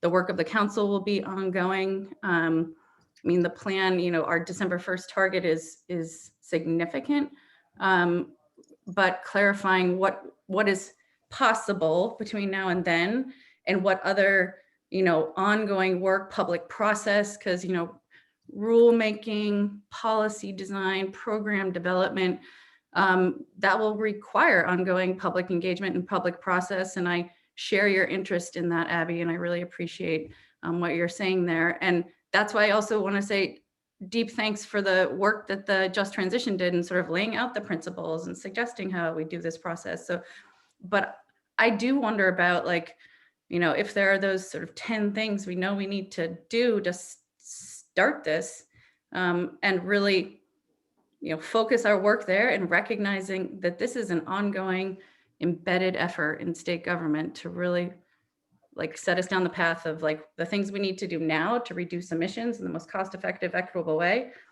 weatherization, transportation efficiency, and really then set the stage for a more, using this whole endeavor to focus public process and more. So I feel like I don't, and there's a way to get overwhelmed here, and I feel like we can thread a needle to do both. And I wonder about some of the, I really love the table of contents idea and mapping out what, like, just trying to get some words on paper that give us a sense of what we can be doing now. Because, I sense your overwhelmingness, Commissioner Walk, and I think we can do this. Thanks, Joanna. Thank you, Anna. Okay, let's do a couple more comments and then we'll go for a break. Chris, go ahead, please. Yeah, just echoing what Abby said about public process. The Just Transitions Committee has had a lot of discussion about this, and to my mind, it's critical that, I know we've got a lot of goals and a lot of that we want to try to do by December, but on the public engagement piece, we just need to remember this is going to be an incredibly impactful work, and we have to have public engagement. And Sue has talked about this too, as chair of Just Transitions, throughout the entire life cycle of the work of this council, not, now and then, going into the future. Because we really can't compromise on the public engagement piece of this. I know that we've got consultants who are going to be assisting with that. Hopefully before, anything is ever even submitted, we'll be at a point where we can actually go out and do listening sessions, out in the world beyond the electronic world, so we can put a human face on this. But I really hope that in the goal of meeting deadlines and other things, we don't compromise on the public engagement process that has to happen with this. Thanks, Chris. Yeah, and that's echoing what Abby says for sure. Jared, then Richard. Thanks, David. I would just know, and I am not a legal expert, but when I read the Global Warming Solutions Act and it talks about the reporting deadlines for the climate action plan, I would just note that it talks about our deadline for this first plan, which I think of as a phase one that gets to the most near-term kind of requirements and responsibilities, especially around 2025.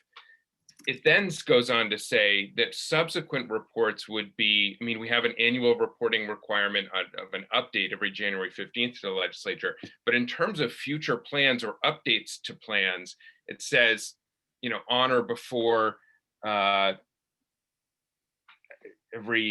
sorry, I lost my place in the statute, but it's on or before, 4 years thereafter.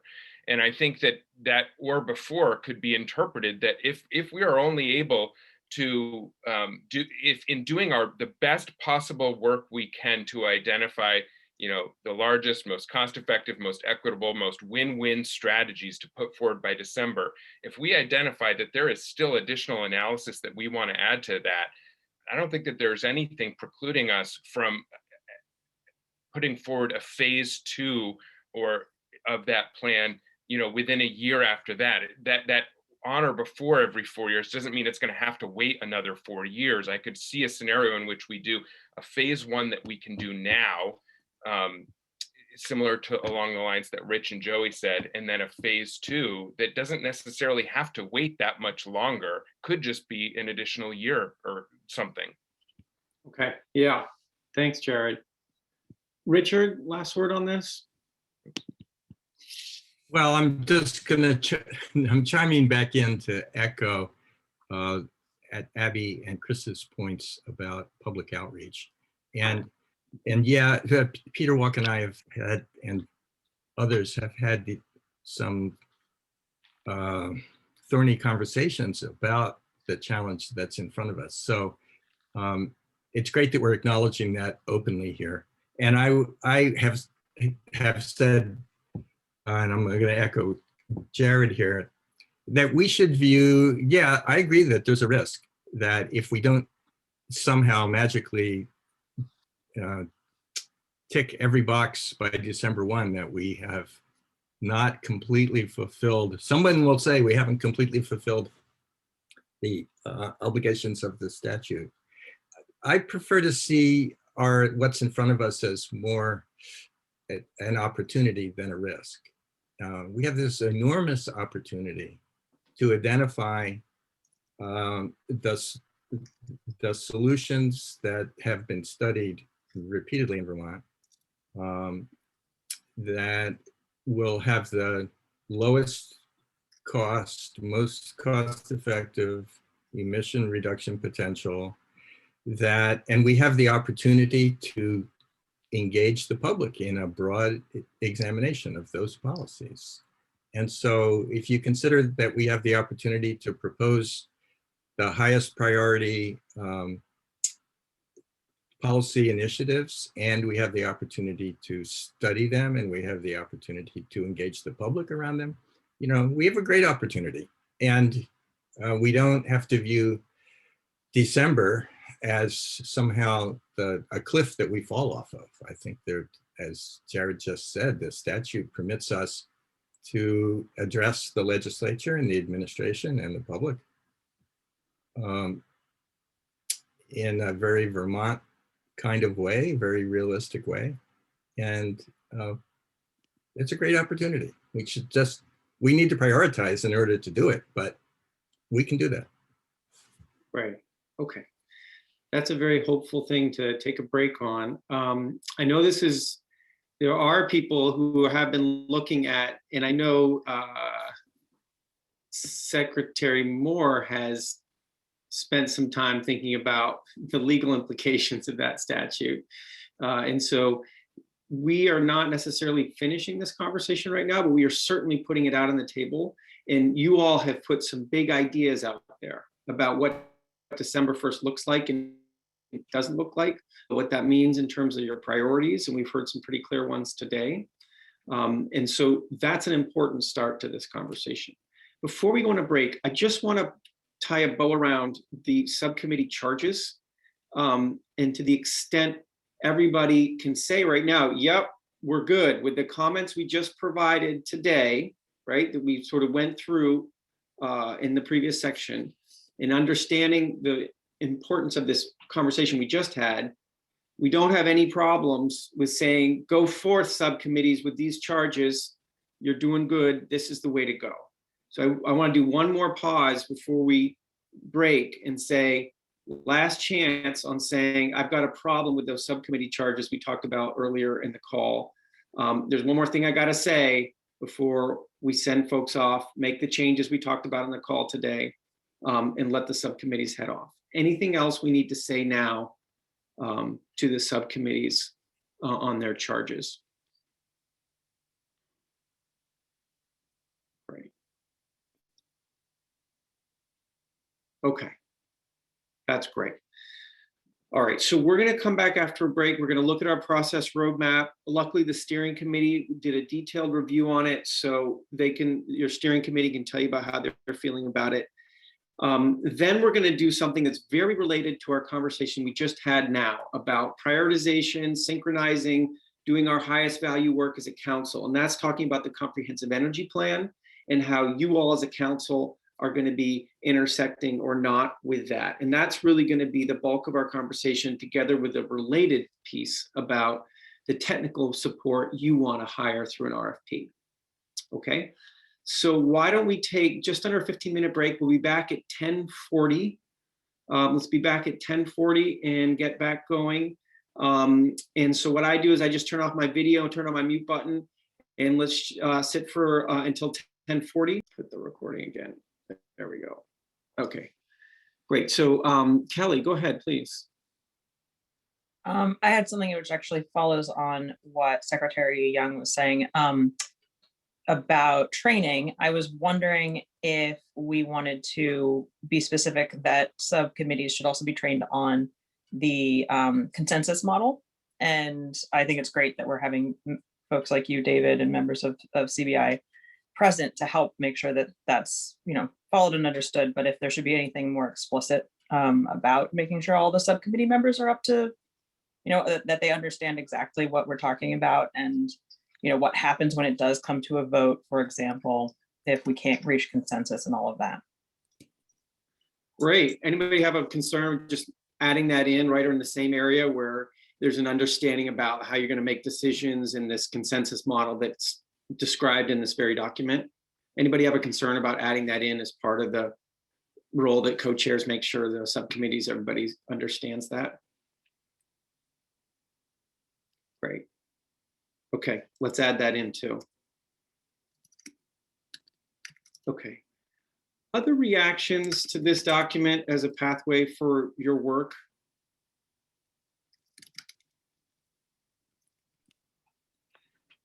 David, this might be obvious, but at the risk of that, I'll just say that I think that this document's aiming to do two things. It's, on the one hand, trying to reflect some shared agreements that have been developed as we've gone about our work together, while also recognizing that there are likely to be you know, needs for additions or further clarification to this document as we go. So I think my understanding of it is it's trying to do the best possible job to reflect kind of our current consensus and understanding of how we do our work together, but not to say that it is set in stone or that we don't anticipate, because I think we do anticipate that there'll need to be potentially some additions or clarifications as we go, but hopefully this can be a pretty strong foundation for us. Thanks, Jared. I'm glad you said that. And I think that's exactly the spirit of this. Is like, you need a pathway, a roadmap, as sort of, you know, this is how we're working. And we also obviously leave open the possibility that you as a council revisit that based on how your work is evolving. Yeah, there's nothing that prevents you from revisiting this as you go. Great. Any other comments on this before we say, yep, let's move forward? Anything else folks want to say? I think one of the areas that I still have some question is about how the technical services assistance will be provided to the subcommittees. And maybe that's related to Jared's point that he just made about how this is an evolving process roadmap. And so maybe those questions will be answered as we move forward. Yeah. And we're going to talk about technical assistance, this, you know, in just a moment as well. But I think you're right. It's not necessarily crystal clear in this document at all. Yeah. Yeah. Okay. Anything else? Okay. So let's assume, hearing nothing else, that everybody's okay moving forward with this as your process document. We've just made a minor two changes based on comments. We changed the reference to open governance rather than just open meetings. And we will add in the comment that Kelly asked about ensuring that subcommittee members have been trained on the decision-making and consensus building model that this document puts forward. Great. Okay. All right, well done. You've got a process roadmap. Congratulations.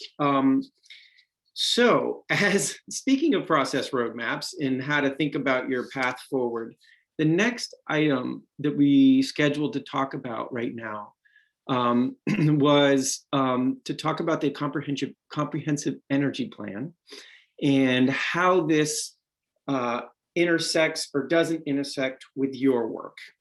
And to get into that conversation, Jane's going to tee us up, and then I believe TJ Poor's got a presentation for us. But let me put this, Jane, in your hands.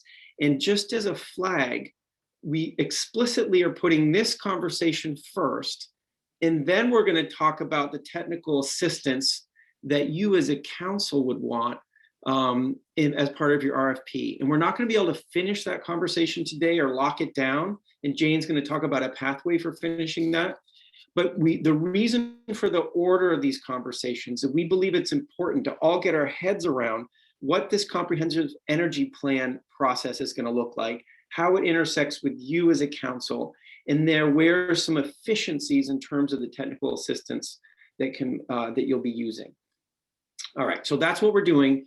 Jane, do you want to kick us off with an overview of understanding the boundaries of the comprehensive energy plan versus the climate action plan, and then turn it over to TJ or whatever TJ wants to do. Thanks, David. And I really think you have sort of laid out the work that I was going to do, introducing Commissioner Tierney and TJ Poor for this conversation. And really, I know that I've seen this presentation and TJ has adapted it for today, but TJ is going to do a really nice job framing what the comprehensive energy plan is and suggesting perhaps where the two planning processes can and could touch in coordinated fashions along the way. Hopefully that will spur some dialogue and thought for all of you, and then we can launch into a more thoughtful conversation about the technical analyses that we want to move forward with through an RFP for the climate action plan. So that's our hope. We've been having these conversations here and there, both with science and data exclusively, as well as cross-sector mitigation. And it felt important enough to raise to the level of the full council for consideration and discussion today. So I really appreciate Commissioner Tierney supporting this and putting it forward, and having TJ here to kick us off with a really great presentation. So thanks. Well, thank you, Jane. And again, good morning, committee. The points that I'm going to touch on very briefly before TJ gets into the details about the comprehensive energy plan are not so much intended to school people on the line who are very deeply experienced in energy policy in Vermont and the work of the department in this area. It's more an overview that is mindful of the fact that this is a public forum, and there are many people watching us who benefit from hearing these sorts of overarching descriptions. And I think also it's important to be reminded periodically of where ground zero is in some of our thinking. So with that, I think the easiest way to capture what the comprehensive energy plan is to show you. This is our Bible. It's very thick. As you can see, it's dog-eared and tagged in my office. It is a document that we refer to very frequently at the department in not just crafting policy, but also checking ourselves to say, is the advocacy we're doing, is the planning that we're doing consistent with this document that represents so many hours of people's intellectual investment and stakeholder outreach and scrutiny of statutes and past policies, PUC decisions, some of which I should say go back to the time when Rich Cowart was chairing the PUC. It's a comprehensive statement of where we are and where we hope to go. And by law, it is periodically updated, and we are in the process this year of doing exactly that. I think sometimes in quiet moments at night when I agonize about how we're going to get all this work done on this council, I come to the conclusion that if we were starting over with a clean slate, the Vermont legislature probably would have started with the Global Warming Solutions Act, and they would have perhaps folded the energy plan into the climate action plan more specifically. But as happens in public life, we don't start with clean slates. We tend to be in the position of grafting things onto what has gone before, and that has happened here. So the state of Vermont has been leading nationwide for many, many years in the area of energy policy.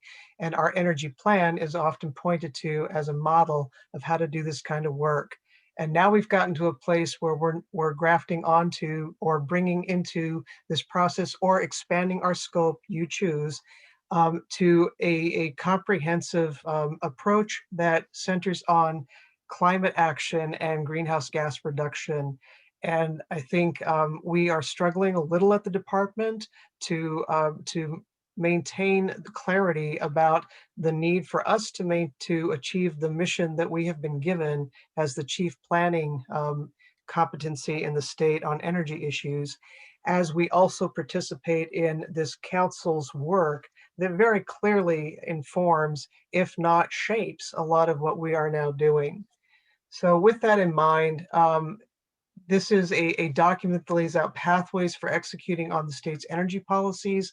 And the focus of it for many decades has been using the principles of least cost resource planning, which in Vermont has a long and rich history of including environmental considerations such as greenhouse gases and the wise use of renewable resources and environmentally sound energy supply, excuse me. For many years before the Climate Council actually was founded, this was principally the place where the state dealt with addressing climate change in the energy sector, overlapping with very important work that the Agency of Natural Resources has been doing in the area of air quality and emissions. The way I see the energy plan and the climate plan interacting is this. The department remains ultimately responsible for developing the energy plan, and this council is responsible for developing the climate action plan. But I think it's so important for us to keep in mind that this is not a competition, and this is not a dialogue about exclusion. This is about two things that are very important that move in parallel to each other and that are intended ultimately to intersect so that they're consistent with each other and they inform each other. It's a sort of, symbiotic or reverse osmosis relationship. But I think it's also important to keep in mind that the two bodies that are doing these plans, the energy plan, and the climate plan, are not identical. I have a staff of roughly 12 people who work strictly on energy policy issues. Those are the people who are doing the comprehensive energy plan. Two of the pivotal individuals are committee members for this council, and they are backed up by staff who are absolutely indispensable for the for the comprehensive energy plan work. So I have devoted basically half of the department's resources to the work of this council because that's the priority that we assign to it, and that's a recognition of our very pivotal role in helping this committee achieve its work. But it is important to understand that those same resources also have to get this comprehensive energy plan done. I have some talking notes here. I'm sure you can tell that. They were provided to me by TJ, who is on the line here somewhere. Oh yeah, there you are, TJ. And at one point you have me referring to you as my super awesome director of energy and efficiency. Do you want me to go public with that, or should I just drop that out Yeah, of the yes. talking points? Okay. As I recall it, it was your even more awesome colleague, Ed McNamara, who suggested that that might be over the top. So, maybe in the future, we should settle on what your honorific is, but you are truly awesome, TJ. And you're about to show folks here just how awesome you are by more granularly explaining how we reconcile the modeling work that we have to do, for instance, for the comprehensive energy plan with the modeling needs for this council. Before I hand that off completely to TJ, I just want to return to a cautionary note that I sounded earlier in our meeting today. Like many who have already spoken to the point, I am concerned about the amount of work that has to be done and the amount of time that we have. My concern derives from the simple fact that having worked in this area for so long, I know how much hard work, analysis, data collection, assimilation has to be done in order for this to be done well. I also share Rich's optimism that it can be done. It can be done. I share Peter's concern that he phrased it in terms of risks, and I'll tell you that there's a part of me that shares that viewpoint, that we have to decide what risks we're willing to take. but I suppose a different word I might have chosen was we need to be thinking a little bit about compromises that we can accept in order to gain that ultimate good that we're after.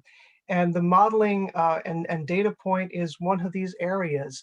I think there are many on the line who share my view that we have to have a uniform or a standard point of reference for some of the data points we're using in this work. And at the same time, those data points and standards need to be consistent with what we're doing in the comprehensive energy plan space.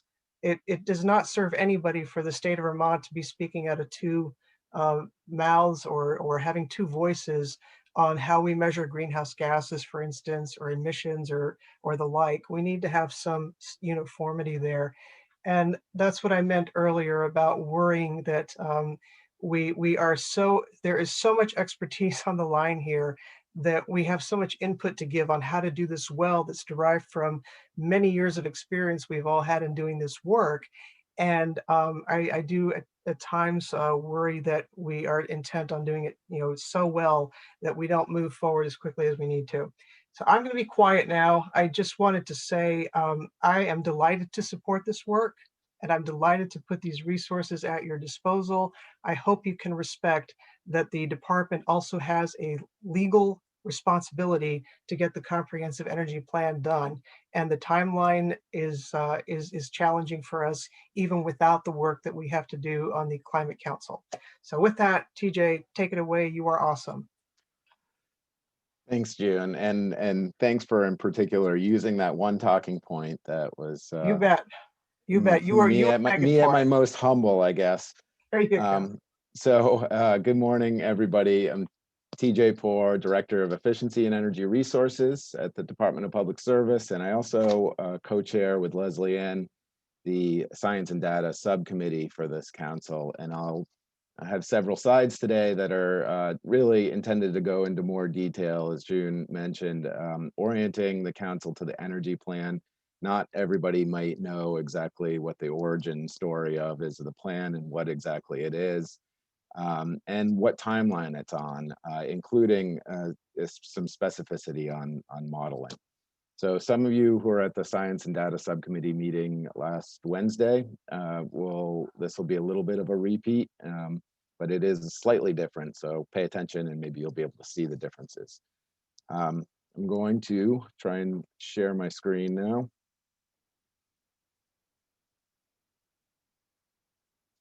Okay, can folks see the slides here?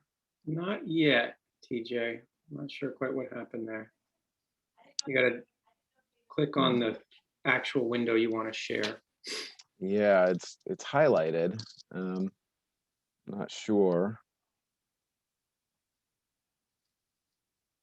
why that's not working. Your awesomeness is truly enjoyable, TJ. Way to keep it up. You're Clearly doing good. not the technical awesomeness here. There we go. Things are happening now. All right. I just needed that prodding from my commissioner. There you go. Is the screen big enough for everybody here? Yep. If you want to enter full screen, you can, but honestly, it's pretty good as it is. Okay. All right, great. So let's get to it. So again, the objectives are to orient the committee and really discuss in a little more detail the relationship of the climate action plan and the CEP. You'll see CEP on some of these slides. That's the abbreviation we use for the comprehensive energy plan. So if I slip into that acronym, you'll now know what it means. And then the timeline for both the energy plan and the modeling associated with it. So first, the plan and really all the work the department does as the state energy office and the ratepayer advocate, it's in service of Vermont's energy policy. Portions of the energy policy are all over statute, really, but the most direct location is in 30 VSA 202A. And on this slide, some of the key tenets of energy policy are highlighted, and I won't read this out to you, but I'll just note that at times, some of these policies and goals, objectives can be competing, and energy plan really seeks to chart a path balancing the objectives. So how does the comprehensive energy plan do that? Well, we have our own statute, 30 VSA 202B requires that every 6 years, the department conduct a comprehensive analysis across energy sectors, both sources of and demand for energy, with projections for 20 years out. We also have the responsibility for an electric plan. This is the reliability and optimization of the system, which really is important given the amount of electrification that we all expect going forward. Least cost planning is something that June mentioned, and it's a term we often use in the electric sector, but the department applies it across sectors. So there's an electric sector statute 218C that specifically calls out least cost planning, but it really is broader than just the electric sector. And we look for the least cost solution, considering environmental concerns and the tenets of 202A, affordability, reliability, security, et cetera, as we go forward in our planning. We last published the document in 2016. June showed it to you. It was a thick document. It had over 300 recommendations in it. It maintained the vision for 90% renewable energy across all sectors by 2050. And that thick Bible had 14 chapters and largely divided into main energy sectors: thermal, transportation, and electricity, with some detailed information on renewables and incorporation of the state government lead by example state energy plan. And it was underscored by several themes. Land use and siting, something that Member Farrell brought up in the earlier discussion on subcommittees, was a theme of the last energy plan. Energy use in connection with Vermonters' health, and energy efficiency was just these undercurrents that really applied to each of those sectors. So every 6 years means we're required to complete a new plan by January of 2022. So climate action plan is December of 2021, comprehensive energy plan January of 2022. And the plan needs to include standards and recommendations for Act 174, regional and municipal energy planning. Folks may have noticed Council Member Campany put into the chat a mention of municipal or regional planning. These are the standards that really help guide that regional planning. And the regions then need to plan in compliance with the targets and goals that are set in the comprehensive energy plan. So a little more on how the intersection between the energy plan and the climate action plan. Oh, I should mention, pretty importantly, that the energy plan statute was changed by the Global Warming Solutions Act. So intentionally, the legislature kept the energy plan requirement, but changed it. The plan must be consistent with the climate action plan and the greenhouse gas requirements of the Global Warming Solutions Act. I didn't want to miss saying that, because it is really important. A quick note on the terminology here: CAP, CAP, I've abbreviated a couple of times in the slides. That's Climate Action Plan. But the energy plan and the climate action plan are two separate but distinct planning requirements. So heard the energy policy behind the comprehensive energy plan, and at the risk of oversimplification, the climate action plan's core intent is greenhouse gas mitigation and climate adaptation. There are many other important issues that are required to be tackled by the council. Just transitions we talked about today, climate inventory, and so I'm not trying to minimize that by saying that, but my goal in saying that, though, is to just clearly articulate that the comprehensive energy plan is not a climate change plan. So it's consistent with and a key component of meeting the state's greenhouse gas requirements, and it will reflect some planning for impacts of climate change on the energy system. But it's not, the energy plan is not a comprehensive look at climate for example, Vermont's non-energy related greenhouse gas emissions or climate adaptation needs. Two more things worth noting on this slide: the symbiotic relationship, as June mentioned. I mentioned that the CEP statute was changed to require consistency with the Global Warming Solutions Act, but at the same time, there's language in the GWSA that the climate action plans to be informed by the energy plan.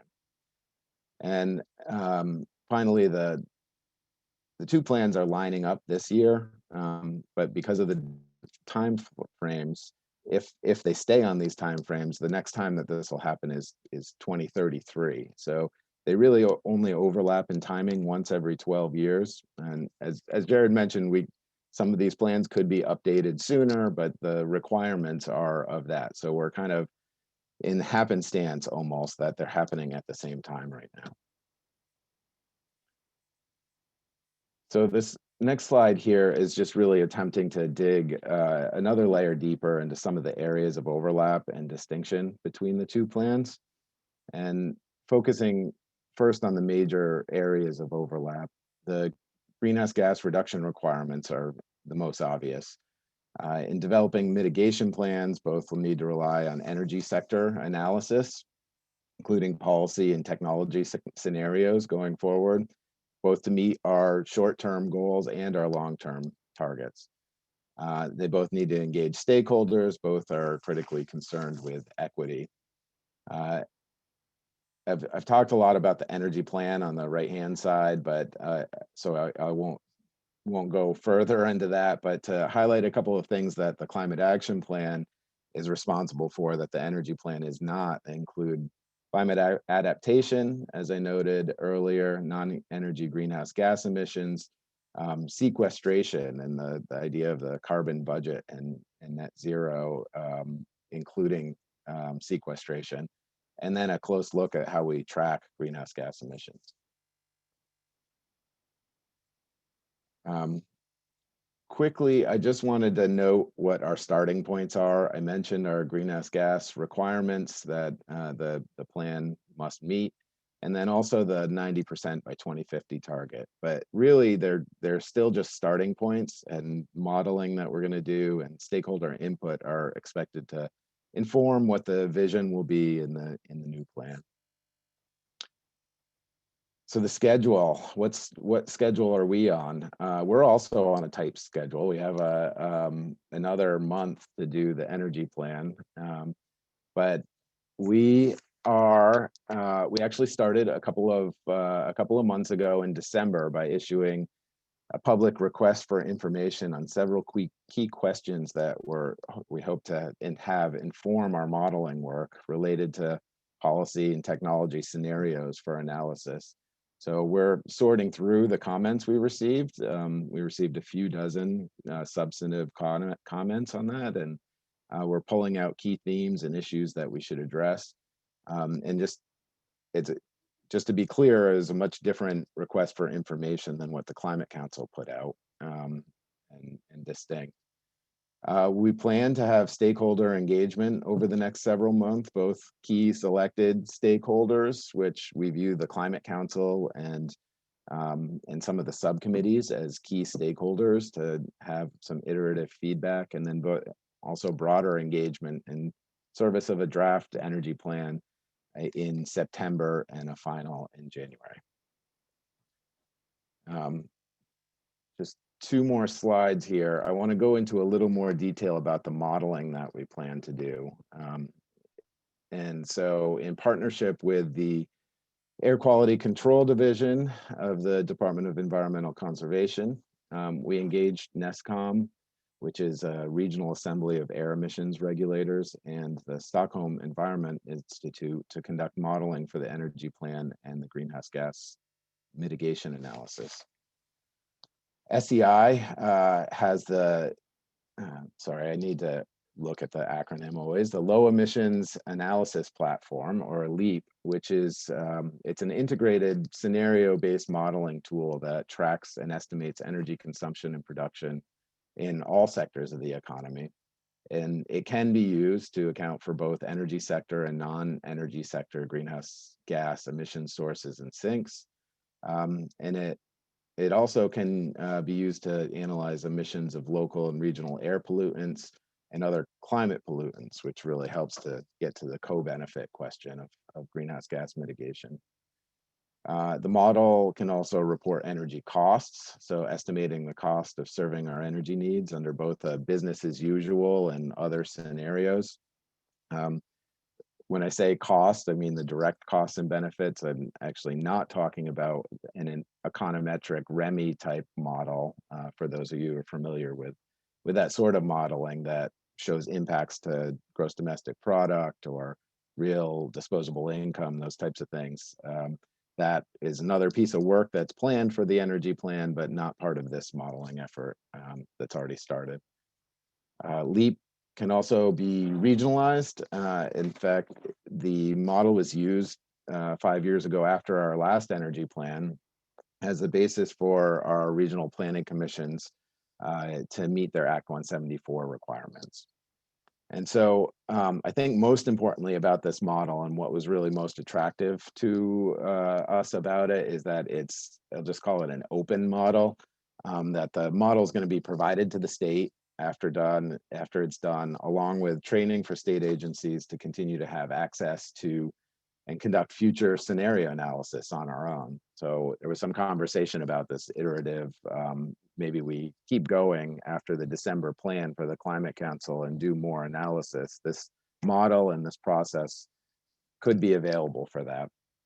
But, and it helps track our progress toward requirements. And I'll note that prior to the last comprehensive energy plan, I was involved in the total energy study that preceded it.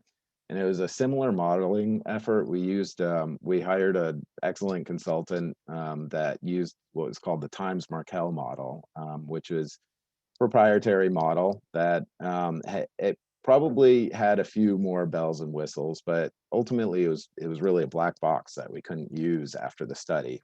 The staff couldn't use it. We couldn't kind of use it to track and report where we are.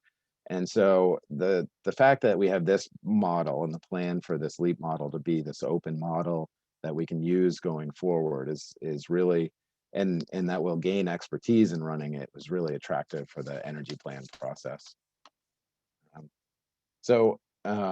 I'll touch base on the modeling timeline a little bit because I think it's really relevant for a lot of our subcommittee work and the work of the council going forward as well. SEI, Stockholm Environmental Institute, has already started to develop the business as usual reference case. What would happen if we do nothing? I expect to have a draft case that it won't have detailed power sector supply modeling, but it'll have other sectors by the end of the month. There won't be great detail in the non-energy sectors by then either, but it'll have some kind of base assumptions there. But transportation, buildings, and electric consumption will have a business as usual scenario going forward. In April, we hope to get iterative feedback from stakeholders, including Climate Council subcommittees and the full council if you're interested.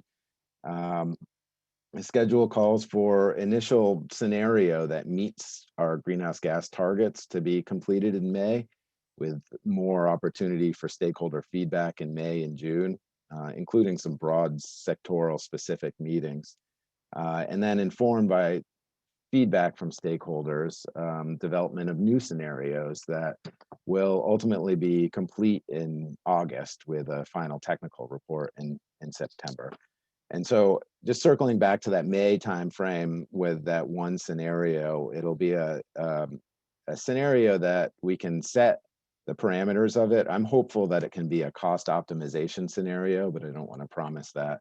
But it's, set some scenarios, well, we will meet the goals and we'll see the difference between what needs to be done, between what's going to happen in business as usual and what really needs to be done and what technologies need to be met. And we'll have, whether it's a cost optimization scenario or one policy specific scenario, we'll have a pathway charted around that time. And really the goal of that is just to have that one pathway so that stakeholders can look at it and say, well, as a reference to say we can do more of X or less of Y, and kind of pull different policy levers to see what happens. And so that I'll just close by saying, that the climate action plan and the comprehensive energy plan are going to overlap, and we can make that overlap accidental and have the plans disjointed, or we can be purposeful about the overlap and coordinate to good effect to Vermonters. We have a lot of points of contact that are as June mentioned, kind of working on the Climate Council in service of the Climate Action Plan, including myself and Ed McNamara, who's the Director of Planning, and a number of others who are participating in various respects on other subcommittees. But we're looking forward to the iterative plot process between the plans. And so thank you. I hope this was helpful in getting some background and orienting to the energy plan. And I'll turn it back to David or Jane for any questions. Thanks, TJ. That's really helpful. Thanks so much. So let's talk about this a little bit, right? And what TJ says about the purposeful nature of the overlap. We will specifically then pick up what this means for the technical analysis that the council wants to do. So I'll just open it up some initial, there's a comment in the chat that asked, what about proportional sector reductions in the Global Warming Solutions Act? Is that part of the SEP as well? I don't know, TJ, if you have a quick answer for that question. So for the modeling, I think that could be a scenario that is modeled in that initial scenario run where we're going to have light detail in the non-energy sectors because for the energy plan, as we set this up, this was focused on the energy sectors, but we will be, as we go forward, looking to model the effects on those non-energy sectors, and that's a potential policy where we could pull on proportional progress in each of those other sectors, ag and waste, et cetera. So okay, perhaps. Great. So let's talk about overlap. I see a couple hands just went up. Jared, why don't you go first, please? On that point, I just want to kind of raise this issue now so that I think many of us are already aware of it, but so we're not surprised going forward, is that in the way that in the analysis I have done and that many others have done, I think it is likely that the twin or the different goals, one around kind of each sector being responsible for its relative share of emissions reduction or a proportional reduction, and on the other hand, having a desire for cost-effective emissions reduction pathways, those are not necessarily always going to align. And I don't think that it's going to be possible for us to 100% achieve consistency between those two things. So I think part of our work will be identifying where there are kind of scenarios that may end up being more cost effective, but may not allow us to meet that proportional share requirement, and what the difference might be if we strictly adhere to a proportional share of emissions reduction requirements by sector, and how that might change some of the economic analysis. Thanks, Jared. Yeah, Richard?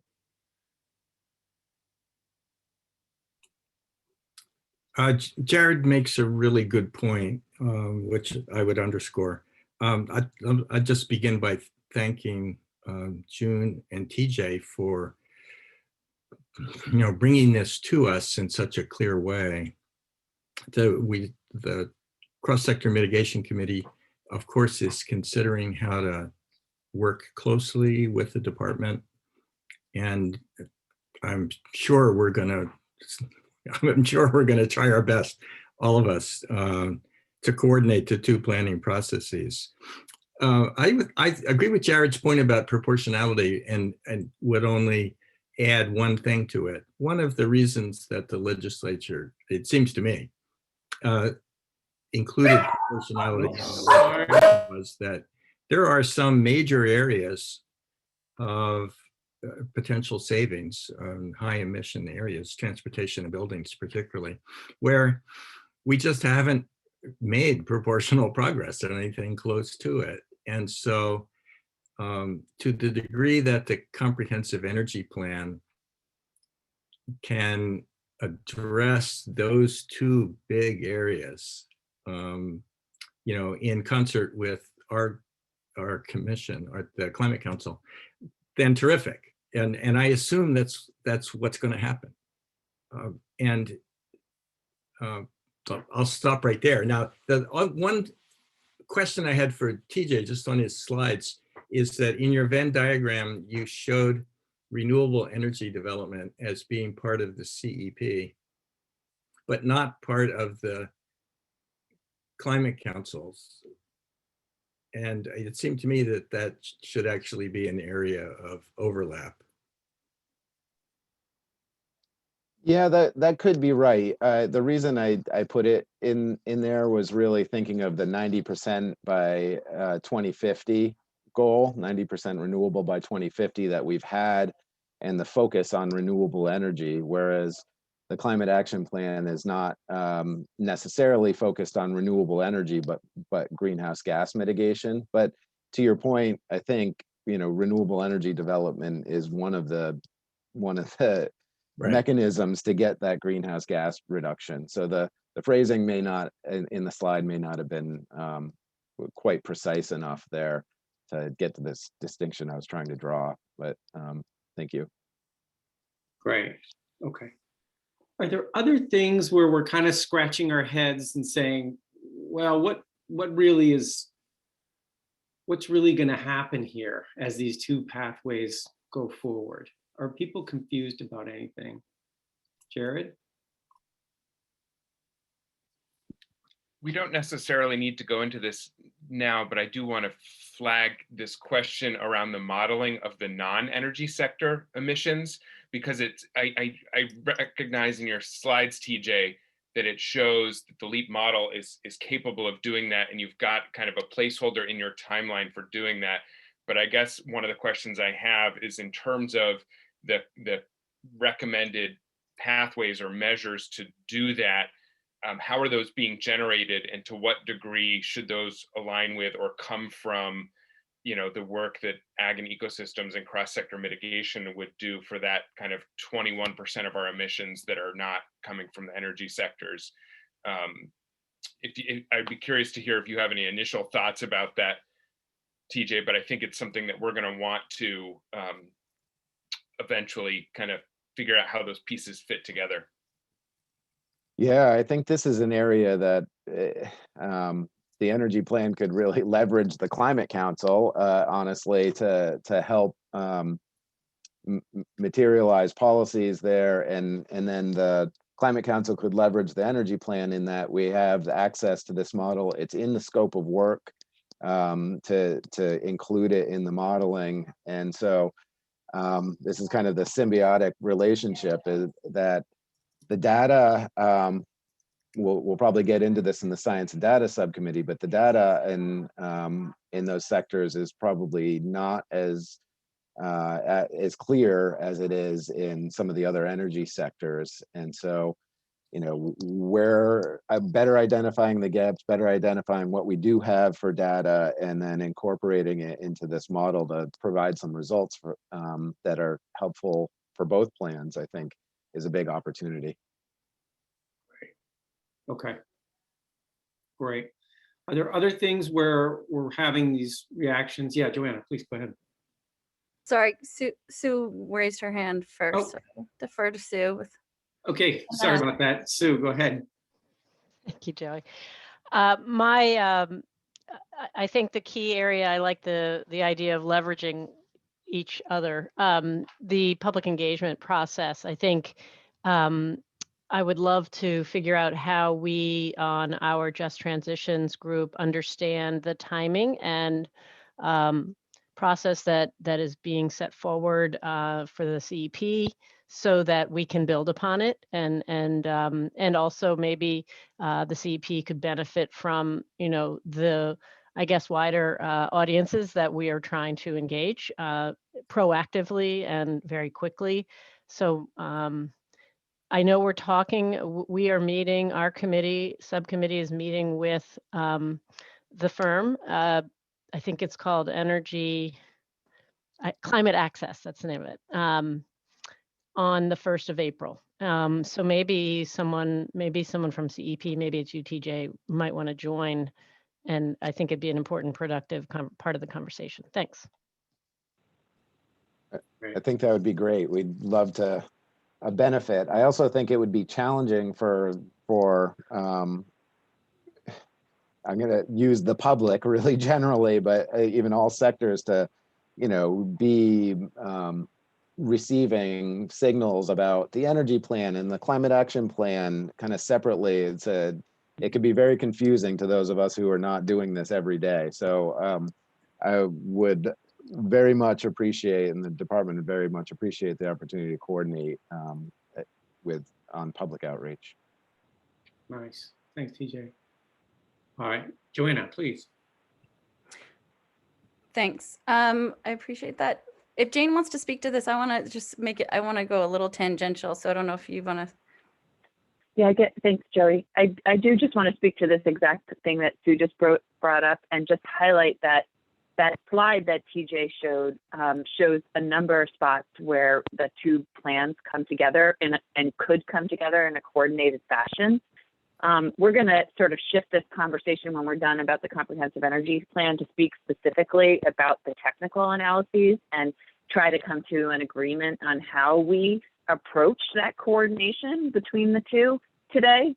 But I also just want to sort of put a pin in it that doesn't exclude us or preclude us from coming back together around some of these other issues where intentional coordination could happen. And public engagement and equity are certainly sort of the two other largest components of that coordinated effort needed to do our best, put our best foot forward on behalf of the Vermont public. So thanks. Thanks, Jane. That's really helpful. Joanna? I'll take my turn now. Thanks. I'm glad to have, just because, well, I just do want to say something about this specific conversation and ask something. So I think that all makes sense. And speaking from someone who is deeply involved in the comprehensive energy plan process, working in coordination with the Public Service Department, helping to run the public engagement process, I think it's really important. And I agree that even some of the folks that we work with a lot, it's going to get confusing out there. I think it already is, and finding really just a strategic and efficient way to get people into informing this process is going to be really helpful. So I just appreciate all the good thinking there. And TJ and Commissioner Tierney, appreciate what you have laid out here as well. And I guess one of the questions I have, and I know it's a little tangential, maybe we can have a sidebar conversation, which is, you know, early on when I was thinking about the cross-sector mitigation subcommittee work, I'm on that subcommittee, I was thinking of it more of a microcosm of like the implementation arm or the sort of thought partner with the comprehensive energy plan and all the work that has already gone into that process. So I guess one of the questions I have, knowing Commissioner Tierney, you noted there's a lot of people on your team who are partnering in the climate action plan process, which I think is great. There is not a public service department person on this cross-sector mitigation. So I do wonder about, at some point, bearing the benefit of the thinking and the implementation work you all have done over the past, 5+ years since the last CEP, to help us think about the sectoral work that we're focused on. So maybe Ed is on cross-sector, but just to think more broadly with your team about maybe a side conversation with the cross-sector mitigation and a broader suite of PSD team members who've been working on this, so we can think about, benefit from the work you've been doing over the past many years. David, is it okay for me to Yeah, please. engage a little here? Okay. Absolutely. So this is really helpful, Joey, because it sort of highlights what I've been talking about. I want to make sure I heard what you said. You were concerned that there is nobody from the department on cross-sector mitigation. I did a double take when I heard that because I Sorry, remember no, specifically. Ed is on it. I'm sorry to interrupt Precisely. you. No, not at all. Not at all. This is the iterative process, and we are fully demonstrating the limitations of meeting in this manner. But you and I are going to get through it because we have a good pre-existing relationship. So Ed is on that, but he doesn't have a leadership role, I don't think. And is that what's concerning you? No, just more that I think there's all different folks on your team who have Yeah. been doing different pieces of the puzzle. I know Ed plays a leadership role in your team, but if there are folks who are thinking about, the thermal sector, the transportation sector, it just seems to me, and I can do this outreach engagement myself, but it may be helpful to hear more broadly from other folks on your team. And this is, So let me speak to that for a moment. So maybe there is a sidebar conversation that we should have, but what you are perfectly exemplifying from my point of view is the way we're going to need to make some choices about how much officialdom we need for purposes of getting our mission done, because without question, all of the people you just mentioned are available as resources to that subcommittee through Ed. And not to say that he would speak for them, but rather as the needs become known, he is there to be a traffic cop and to say, okay, this is when we need to bring in our weatherization person, our transportation person, and work out outreach and the like. I don't think we need a greater degree of formal membership or dedication. And in turn, I wouldn't interpret the apparent absence of those officially assigned resources as a judgment or a decision that they're going to be withheld somehow. And I'm not saying that to you directly, Joey, as much as I'm saying that to the council at large, because I think we need to get to that place where we start trusting a little bit to the resources that have been brought to bear. I don't think there's anybody on this committee now who does not understand that the legislature has directed this work be done, and many of us are here very enthusiastically doing it. So maybe I'm talking gibberish, but I don't think so. I certainly thank you, Joey, for presenting the opportunity for me to say that piece, because I have felt the need to say it for some time. Excellent. Okay. I think that's pretty clear. Jane, do you want to jump in on this as well? Okay. I just wanted to highlight a task that I was given last week at cross-sector mitigation that sort of grounds what Joey and Commissioner Tierney are talking about, which is Rich, as co-chair, sort of tasked me with compiling sort of those technical experts for the specific task leads to have as resources. And a lot of that had to do with this cross collaboration with the Public Service Department, recognizing that they don't all sit on cross-sector, but that they're there to help and be a constant source of feedback. So that's on my to-do list, and hopefully that will help with this. Just one point of clarification, Jane. If you're going to call Joey, you have to call me June. Okay, will do. Okay. Thank All you. right.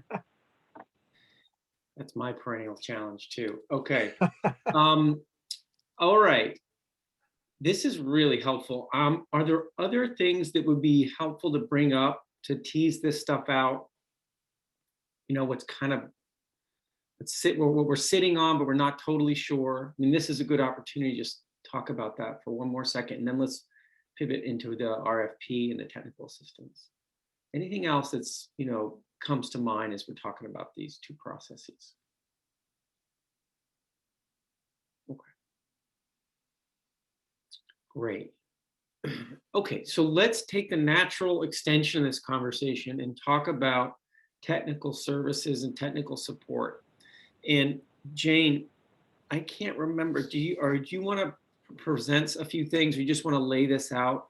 I'll turn it over to you because you'll do a much better job than I will of describing the state of play and where. Well, I am pretty much the least shy person, but I will say I've learned where my confidence falls short in talking about technical expertise with this suite of folks. So I'm going to do my best to shepherd us through that component and then get us to a recommended process for how we move forward with advancing the RFP for technical services, recognizing that you'll remember at our last full council meeting, the goal was to be presenting to you today as a full council what that RFP or RFPs were going to look like with respect to the components of technical expertise to take us forward and get us to a final climate action plan. So what I'm going to do is quickly share a couple slides and then put forward within the next 5 minutes my sort of proposal that has been coordinated with many of you in thinking about the role of the subcommittees and the ultimate role in the steering committee of approval and recommendation for the development of the RFP. So let me.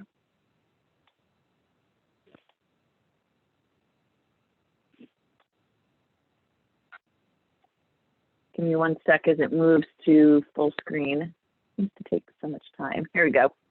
Hopefully you're all seeing that. It shows that you are.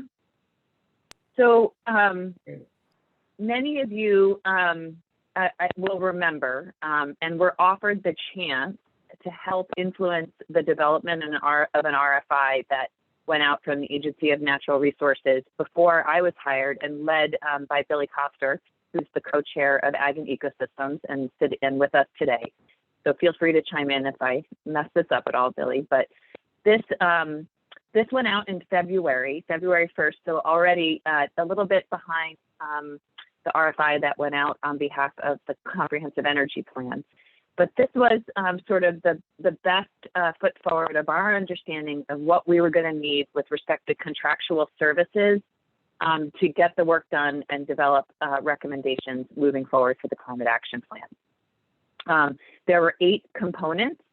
Some of the components influenced by others, more detailed aspects of the RFI. But what I have here shown only faintly in bold is sort of our most current thinking and understanding, especially with acknowledgement that we would be better served to coordinate closely with the modeling that's already happening for the Comprehensive Energy Plan of what the final components would be of the RFP that we'd like to put forward through the Climate Council work. And so just, to highlight those explicitly, we're talking about really the focusing in on the establishment of a Vermont-specific carbon budget. And with thinking about that specifically, thinking about what, if any, changes are needed with respect to the way we complete our existing emissions inventory. And what I want to highlight really around that carbon budget is to think specifically about including natural and working lands, wetlands, land use change. And that's really why I think right now we're thinking about that work and the development of inputs for that work sitting within Ag and Ecosystems.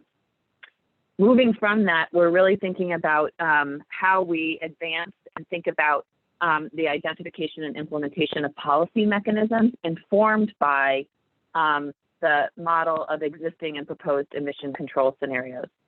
So thinking about that with respect to the policy models that we'll need for the short term, the interim, and then ultimately the long term. And then finally, thinking about how we propose an emissions tracking and reporting framework, which is required by the Global Warming Solutions Act. So really for today's conversation, what I have been working towards with respect to collaboration with the cross-sector co-chairs, the science and data co-chairs, is thinking about how we as a Climate Council recognize and agree that we don't necessarily now need to develop a technical model for how we achieve Vermont's emissions reductions. That's happening right now through the work of the Comprehensive Energy Plan. And then as well as recognizing that we have some grounding to start to think about things through EAN's work, which is also a technology model for emissions reduction. So that can get us going, get us thinking about it, knowing that the NESCOM and SI model is forthcoming. That doesn't preclude us from thinking about in our RFP, perhaps some technical assistance around the use of that model long term. So I'm not saying that we might not need extra help there, but I'm just suggesting that as we think about this, we don't need to step out and think about the development of another model to inform the grounding and basis of the other work that we put forward. So in addition, at this point, really what we're talking about is how then to advance from the RFI that we had originally put out and move into the RFP, specifically thinking about technical services on how we're going to meet the greenhouse gas targets. And those are the ones that were just highlighted on the previous slide. I want to state that because later on here, I want to just reinforce that there's going to need to be a process where we hear from other subcommittees outside of the emissions reduction side about what might be needed with respect to technical services that outside of the greenhouse gas reduction emission scenarios for them to complete their work and to ultimately compile recommendations. I see that already. Perhaps we're starting to think about that in just transitions, perhaps, and rural resilience.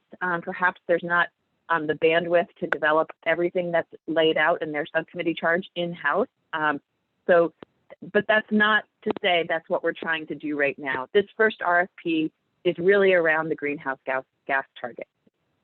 So I see the role of the subcommittees, specifically science and data, in the next week to 14 days in helping us develop a clear statement of work for that RFP to help finalize and refine the tasks and deliverables and to really think about what and how we're going to rank the RFP to get at what we need. Like Jared's highlighted to me in conversations about this, recognition that do we want a consultant who has done this kind of work on a small scale, or do we really want a consultant that can demonstrate that they've helped lead and advance the modeling that underpins a state climate action plan? So that's the kind of thought that I'm hoping that subcommittees can help us think about and refine as we inform what the RFP will look like and specifically the ranking criteria. So what does this all look like for a timeline for when we might actually advance an RFP? Jared, myself, TJ, we had pretty much, those were the large sort of, the main lion's share of the folks within the Science and Data Committee that were willing to step up and help sort of put forward some questions to the Science and Data Subcommittee for them to consider to meet this week's subcommittee meetings and have a robust conversation about the RFP and the RFP development. So we're working specifically within the Science and Data Committee right now to advance those components of the RFP, recognizing that not all the subcommittees need to help inform that. The idea being that next week, specifically at Science and Data, but also specifically with cross-sector and whoever else with respect to the subcommittees, will have an opportunity to review what that synthesis provided and what the RFP now looks like, with the recognition that there could be other things that were glaring omissions or work that will need to happen in another RFP at another time. The idea being that with the review and that put forward, we'll be able to advance the RFP to the steering committee. And that's included in this bullet of review RFP with subcommittees. That should also say review RFP specifically with the steering committee for recommendation and approval, with hopes of advancing the RFP either by Friday, April 2nd, or shortly thereafter. So that's really what we're talking about today, is an acknowledgement first and foremost of the need to sort of collaborate and intentionally coordinate and build our RFP off the modeling that's happening on behalf of the Comprehensive Energy Plan, and then recognizing that we're still 2 weeks out from putting an RFP forward at the shortest timeline and best sort of prognosis, and that will mean that we won't have contractors on board for us until likely the first week of May, by the time the RFP is out, closed, reviewed, ranked, and a contract is put forward. We're looking at May before we have any technical experts on hand to help with the work of the subcommittee. Great. Okay.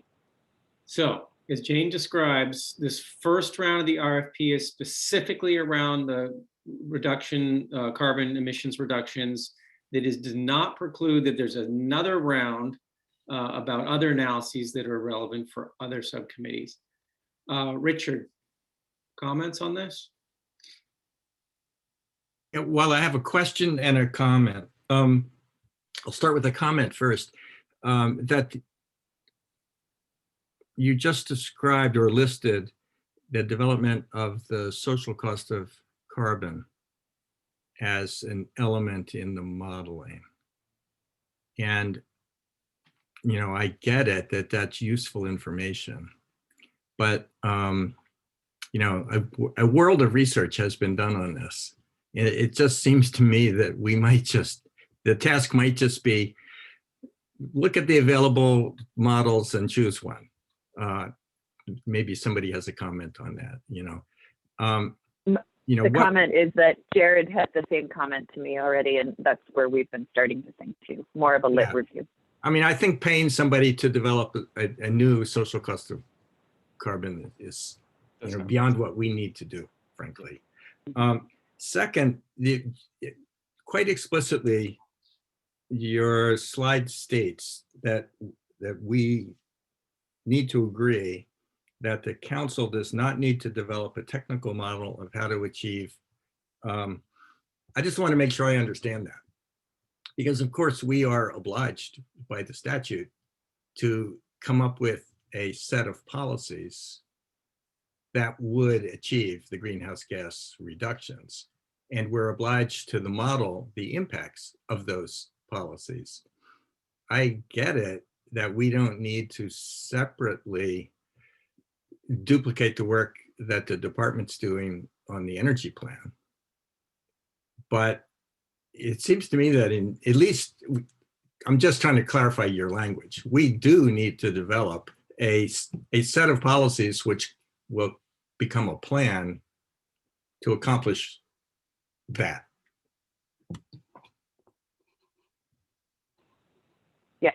Yes, I think you're right. And I perhaps misspoke by saying that we don't need to duplicate the efforts of the comprehensive energy plan. And my hope is that that will be the grounding for the recommendations that we then put forward with respect to the climate action plan.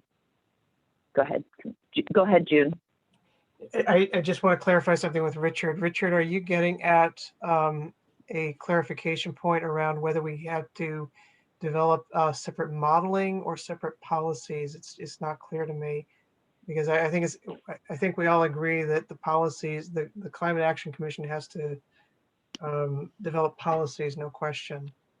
But is your point to recognizing that we don't need to duplicate the modeling, or perhaps you can help me understand? I think maybe there's two kinds of modeling here that we're talking about. In the first instance, you can run a model to identify where are the emissions, and therefore identify the sectors in which emission reductions need to occur. Yes. It's harder to hire the modeler to tell you how you're going to achieve, what policies are you going to choose to achieve proportional emission reductions. So on that point, isn't that where we come in? Aren't we supposed to be making those choices? Yeah.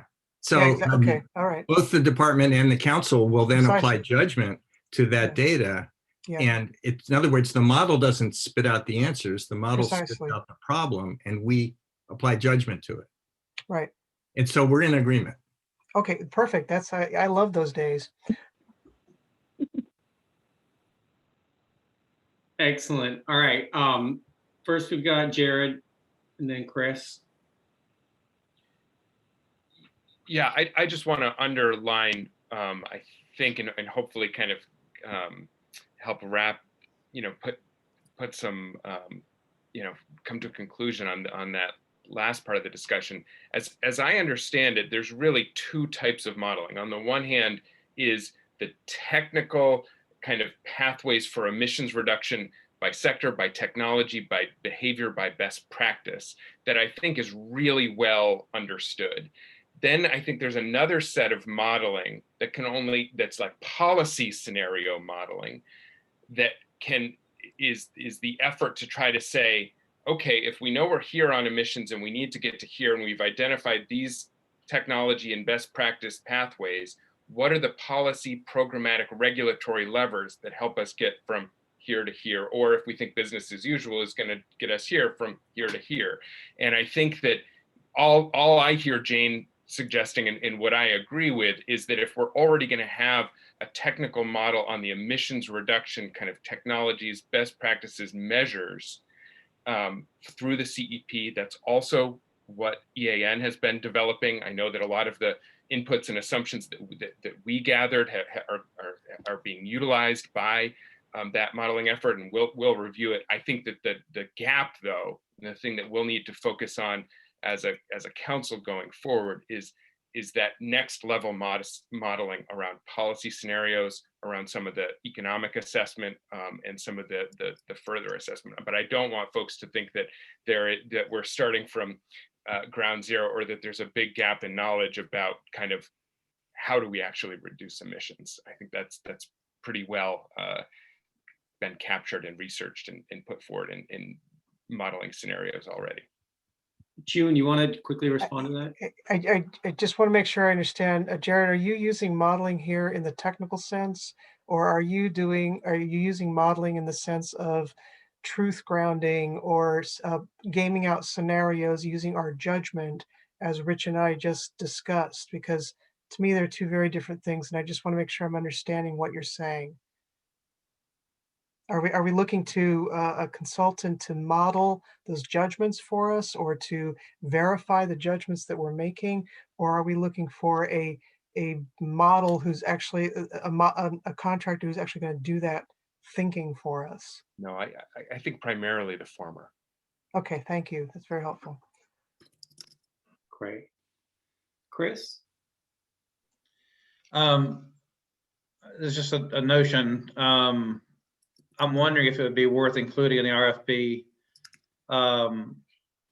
have the consultant provide an assessment of the regional energy plans and the town energy plans that have been produced under Act 174 to kind of provide an external assessment of the efficacy of the plan policies and strategies and implementation goals and objectives. Because using those plans, what we've done is taken the comprehensive energy plan goals and objectives based on statewide criteria and applied those to, and I'm not saying that's the solution, but an external analysis might actually help inform to what extent we've got some more detailed regional and local pathways to achieve the climate goals laid out in the Global Warming Solutions Act and the CEP. So just wanted to throw that out there because it'd be a bit of a lift for any one person to do for the council as a whole, but a consultant might be able to kind of provide a objective analysis of that. And I'm going to have to bail. I've got to go. I've got a meeting with our towns here in about 45 seconds.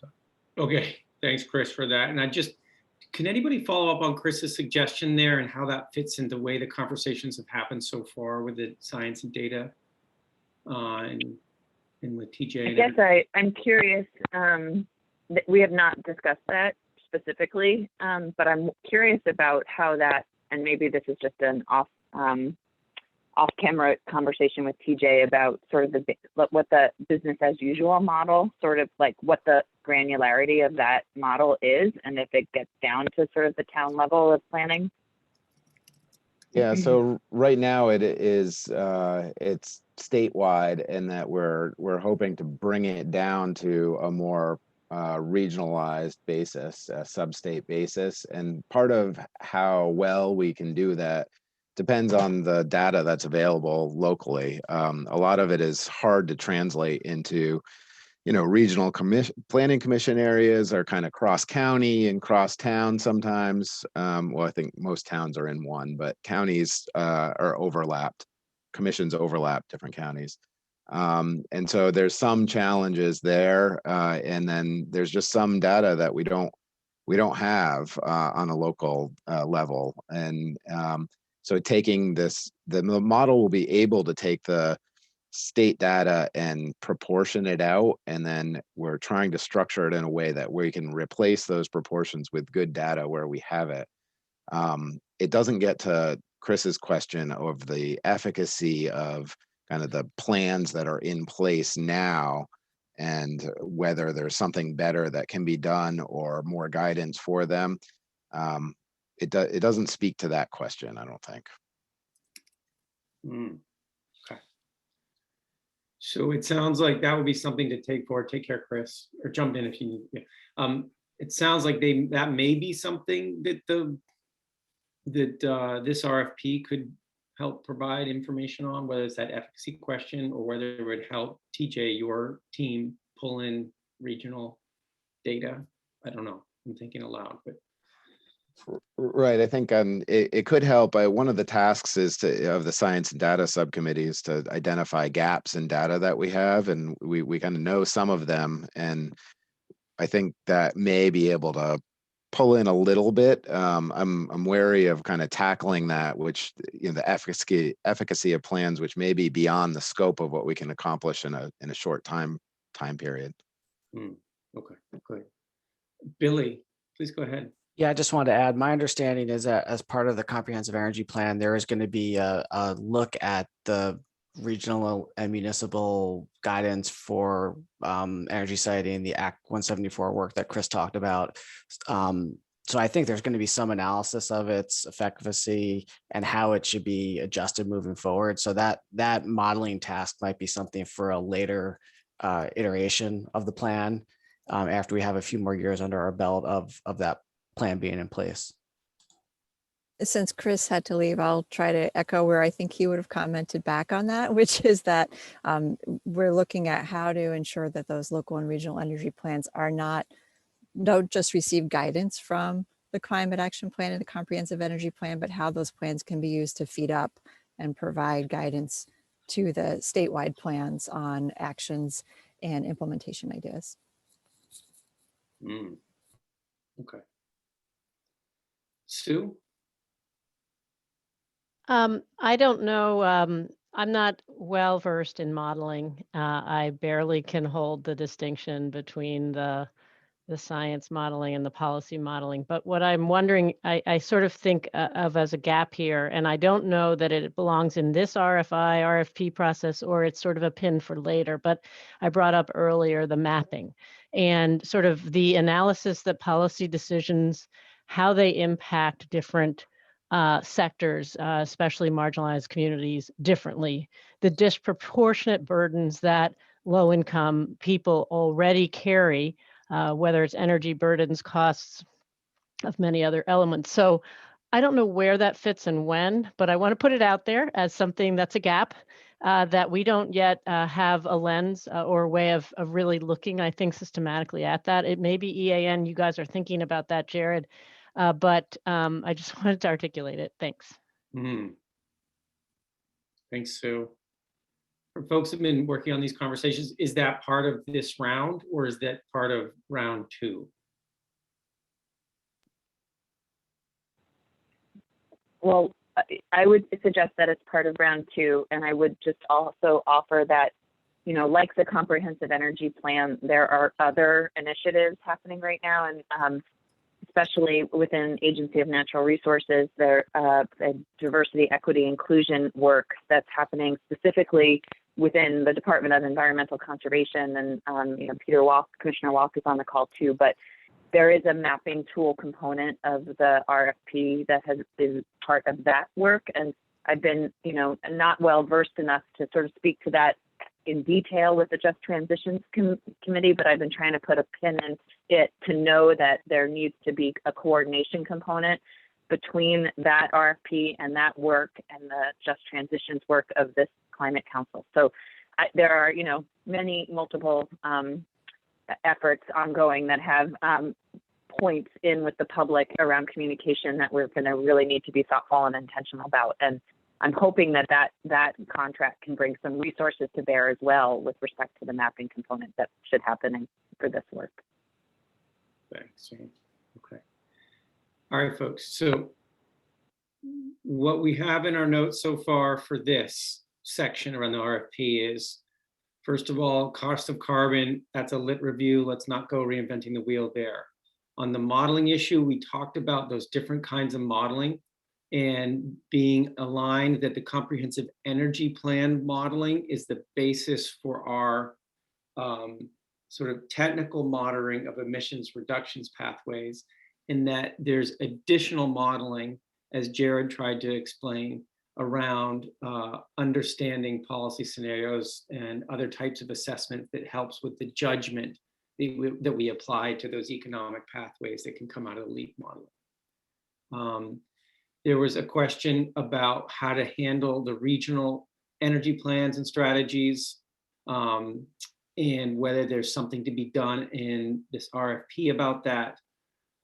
We didn't reach a conclusion, but there was an interesting set of conversations about how much this is sort of the state going down to the regional level and checking efficacy, or this being like lessons being learned going up. So I think that's more conversation needs to happen to figure that out. And then finally, on this last piece on mapping, that this feels like probably round 2 and also probably well coordinated with the efforts going on at Department of Environmental Conservation on diversity, equity, and inclusion. Okay, so that's what we have in the notes here. Is there anything else we need to say before we move on and finish up our meeting? So we got 2 little things to do to finish up, including public comment. Secretary Young? Just a point of clarification, David, on the carbon modeling, I think you made this statement, but I'm not sure if I heard it correctly, that there's consensus that we do not have to duplicate the carbon modeling, or that that's just an issue we need to have further discussion around. I'm not an expert. I have no opinion right now. I don't know enough to know if that is something that needs to be further discussed with the other experts on the committee. This is where I'll betray my level of ignorance. When you, Secretary Young, talk about carbon modeling, actually, Jared, can you just take that question, because I'll bungle it up even further. Yeah, I guess, and Jane, please jump in, or others, but my sense is that we already have 2 modeling efforts underway around emissions reduction pathways, technologies, best practices, kind of efficiency measures to reduce greenhouse gas emissions. I think what is an open question, and that what we may need additional technical support on, is the non-energy emissions reduction modeling that EAN has not done, and that feels to be less defined and maybe further out in time for the CEP process. So I would say narrowly, I don't think we need to recreate the energy sector emissions reduction modeling, but that we may need additional technical support on the non-energy sector emissions reduction modeling. Okay, thanks for that clarification. That's great. Anything else? Well, I'll just chime in that we did agree that we're going to need to model the impacts of potential policies. So there is the second level of modeling that we talked about that we know we're going to need to do, and the legislation requires us to do. Right. And you as a council have funds to do it through the RFP. Okay, great. TJ, last word on this? Well, I just wanted to clarify on that point with the energy plan modeling. There are going to be some scenarios that are modeled, and we can model the impact of those policy technology scenarios. And it may not be as many policy scenarios that the Climate Council wants to model, or there may be different ones. And hopefully that we can engage in an iterative nature, and we can do what we can with the Stockholm Energy Institute and our plan modeling. But some of the conversation made it seem like there weren't going to be any modeling, or there wasn't going to be any modeling of the impacts of different policies. And there's going to be some of that with the energy plan. It may overlap completely to what the Climate Council wants, and there may be more that this group wants. And so I think that delta is where a consultant could potentially do more. And then I'll add that the econometric type modeling is an open question as well. The impacts to GDP and et cetera of those particular policies is kind of another layer. Great. That's helpful. Yeah. Okay. So the pathway forward on this is that there'll be work with the data and science and data subcommittee and cross-sector mitigation co-chairs. Jane working hard to push out the contents of an RFP and working with the steering committee to finalize that. That's the pathway forward we have, if I'm stating that correctly, Jane. Yeah. Okay, great. Sound good? Any last thoughts on this before we say that's the right pathway? Okay, so let's assume that that everyone's on board with that being the pathway to finish up this first round of the RFP. Okay, before we jump into public comment, I really want to try to do that right around 12:15. This was our experiment with using a different platform today, with using Zoom. And I just wanted to check in with folks. How you feeling about that? And one really quick way to do that is in the chat. If you want to just throw in real quick, you know, your reactions of using a platform like this, Zoom versus Teams versus something else, and how you're experiencing it. If folks just want to quickly type in the chat your thoughts on this, that would be really helpful. And if folks want to verbalize anything right now about platform and using a platform, whether it's this, today we're using the Zoom webinar format, which creates this distinction between the panelists and the attendees. It allows us to see each other more clearly. We can also just do a straight up Zoom meeting, which doesn't create a distinction between panelists and attendees. So curiously, I'm not seeing anybody putting anything in the chat about Teams versus Zoom versus anything. I'd be very curious to see folks' reaction to that. I see two hands. Jane, why don't you go first, and then Secretary Young? Oh, I'm more than happy to defer to Secretary Young, but I also just wanted to couch the conversation with recognizing that there are challenges and distinctions about using Zoom further than at the Climate Council level and steering committee level, and I'm not sure when and if we want to have those nuanced conversations. But for today, let's consider the application of Zoom at the Climate Council level, perhaps only right now, because of the administration of trying to figure out the distinction of using it at different levels along the way. And that might warrant a longer conversation than we have time for.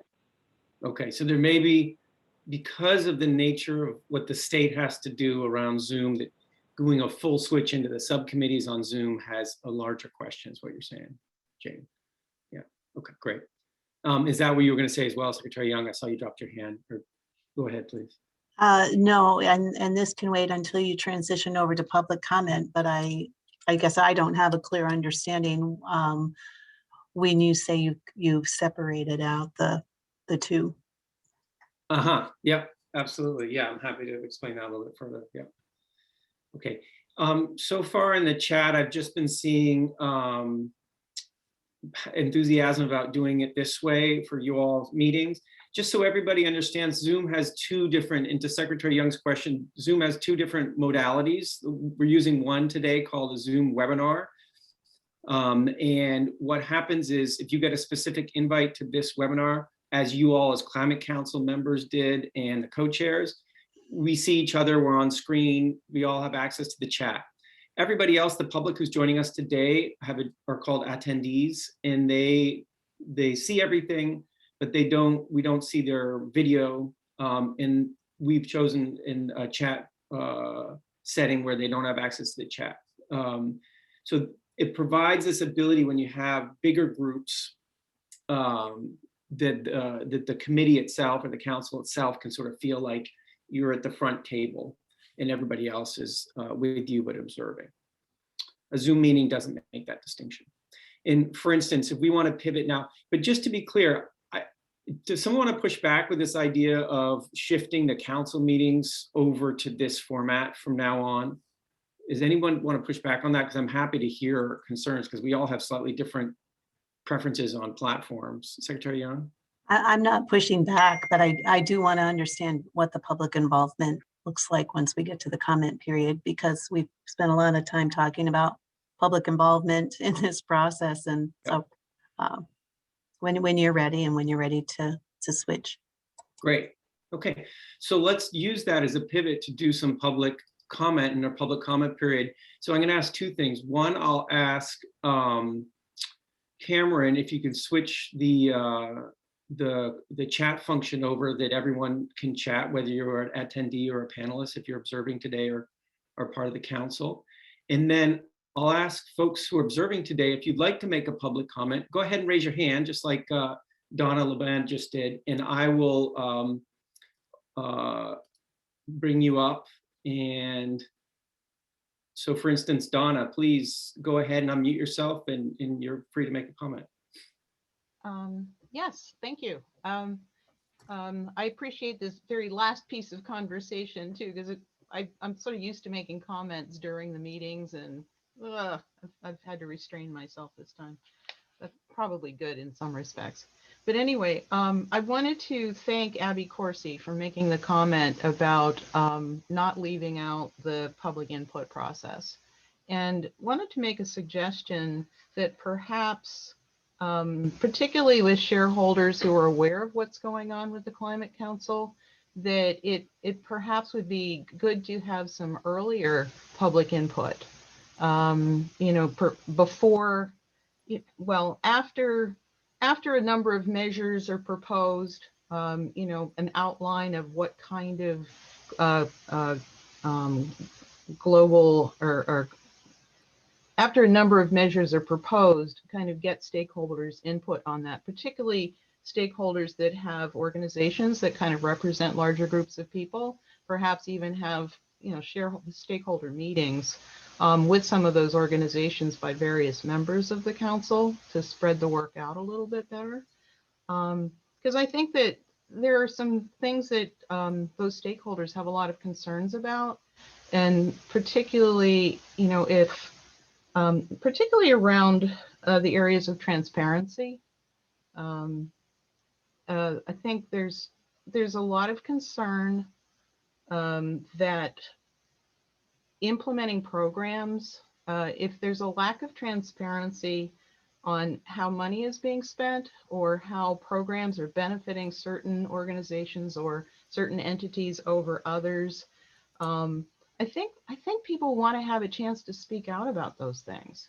And so before even going into analysis phase, giving those stakeholders a chance to speak out to the committee or to the council, I think would be really beneficial. Particularly since some of us really did try to have more of a say on the council and were rejected. I think that there are certainly a number of organizations out there that want to have more say. And I hope you'll take that into consideration. Thanks, Donna. Really appreciate that. So I see another hand, and from Ian. So Ian, I'm just going to open up, allow you to unmute yourself and go ahead and please talk. You can introduce yourself as well. Can you guys all hear me all right? Yes, Ian, go ahead, please. Awesome. Thanks for the nods. I'm happy to guinea pig the public engagement process on Zoom. So I'm Ian Hitchcock. I work very closely with Joey as a Climate and Energy Program Associate of Vermont Natural Resources Council. I'm not speaking on behalf of VNRC per se, just kind of offering some of my own reflections from what I heard of this meeting. Want to especially echo kind of the points that have been raised about the critical importance of early, often, and meaningful public engagement in this process. I think that is an area of opportunity that the Climate Council and the Climate Action Plan enables us to really think holistically and try to engage strategically and thoughtfully people who haven't typically been engaged in these kinds of conversations, whether that's rural communities, agricultural communities, Vermonters of color. I think, and just kind of wanting to reflect on some of the trepidation I've heard completely understandably from folks on this call about, well, there's a lot of work to do in a short period of time, and how do we do it? And kind of hearing the phrases around compromises and wanting to be realistic about aspirations. I just wanted to offer my reflection that, especially based on the comprehensive energy plan work, I feel like Vermont is actually in a very good place with you all not having to start from scratch in terms of the kinds of data and analysis that is available, that there has been a lot of good work by a lot of good people over many years over this call over various aspects of ways that Vermont can address its climate challenges. And I wouldn't want folks to think that's necessarily the request or the charge. But I do think there's also the reality at stake that despite all of that good work, like we haven't seen the kinds of emissions reductions in Vermont that we've wanted to. I think, the Energy Action Report in particular has, been a very good accountability metric year in, year out of we've got phenomenal goals and we are, reality has fallen far short of meeting them. And I take the formation of the Climate Council and the passage of the Global Warming Solutions Act as, a clear acknowledgement by the legislature and by, Vermonters generally that we need to move beyond planning to implementation. And I think that the work that the Climate Council can do to try to synthesize some of the information that's already out there, and in particular, lean hard into the public engagement aspect where I think this council does have a platform, does have a lot of attention and a lot of interest from a lot of folks, where some of the more technical, maybe intimidating processes like the amazing, I love reading the comprehensive energy plan, but I don't know how many Vermonters actually have it on their bedside tables. And so I think that with the opportunity for the Climate Council to try to engage early and often with the public about what is a broad conversation about our climate vision, focusing as much of your attention on bringing those perspectives in and making this as inclusive a process as possible, as opposed to being intimidated by the overwhelming scope of the charge, I think would be valuable. And there's lots of folks who very much want you all to succeed and also don't expect you all to solve all the problems for us. But I do think public engagement is the thing that makes this opportunity, and I do want to use the word opportunity because I really think that's what this is, different than some of the other great work that's been done. And this council is a chance to build on that. And I understand the trepidation and the sense that, how do we do so much in so short a time? But I also would say that I know there's a lot of good folks and a lot of good thinking in the room that's been done. And I'd encourage you all to, don't feel like you've got to solve it yourselves either, because there's a lot of folks who can help with that and bring perspectives, not just from technical expertise, but just lived experience and aspiration of a vision of the kind of Vermont they want to see, that I think would be really helpful. Thank you, Ian. That's really great. Thanks for your comment. I'll invite anybody else who's listening in or observing our meeting today to raise their hand. You could feel free to offer a comment in the chat as well. I'll just give it a moment more to see if anybody else would like to speak who's been observing our meeting today. Great, I see one more hand from George Gross. George, you can go ahead and unmute yourself and speak, please. Good afternoon. My name is George Gross. I'm speaking to you from Shoreham. I'm speaking about a particular white paper that was addressed to the Science Data Committee, and a copy was also shared with cross-sector mitigation committee as well. The white paper spoke to the issues revolving a life cycle greenhouse gas emissions inventory and recommendations for how the council could proceed in a way that aligns with statutory obligations.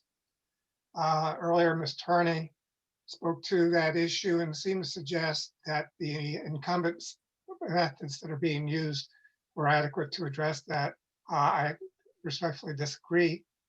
I'm concerned that the white paper as public input has not found a place at your website. I encourage the council to consider adding a web page for such documents so that they can be viewed, and that there be a path for the councils to review these inputs and decide which ones merit inclusion in your proceedings to shape your policies. Thank you.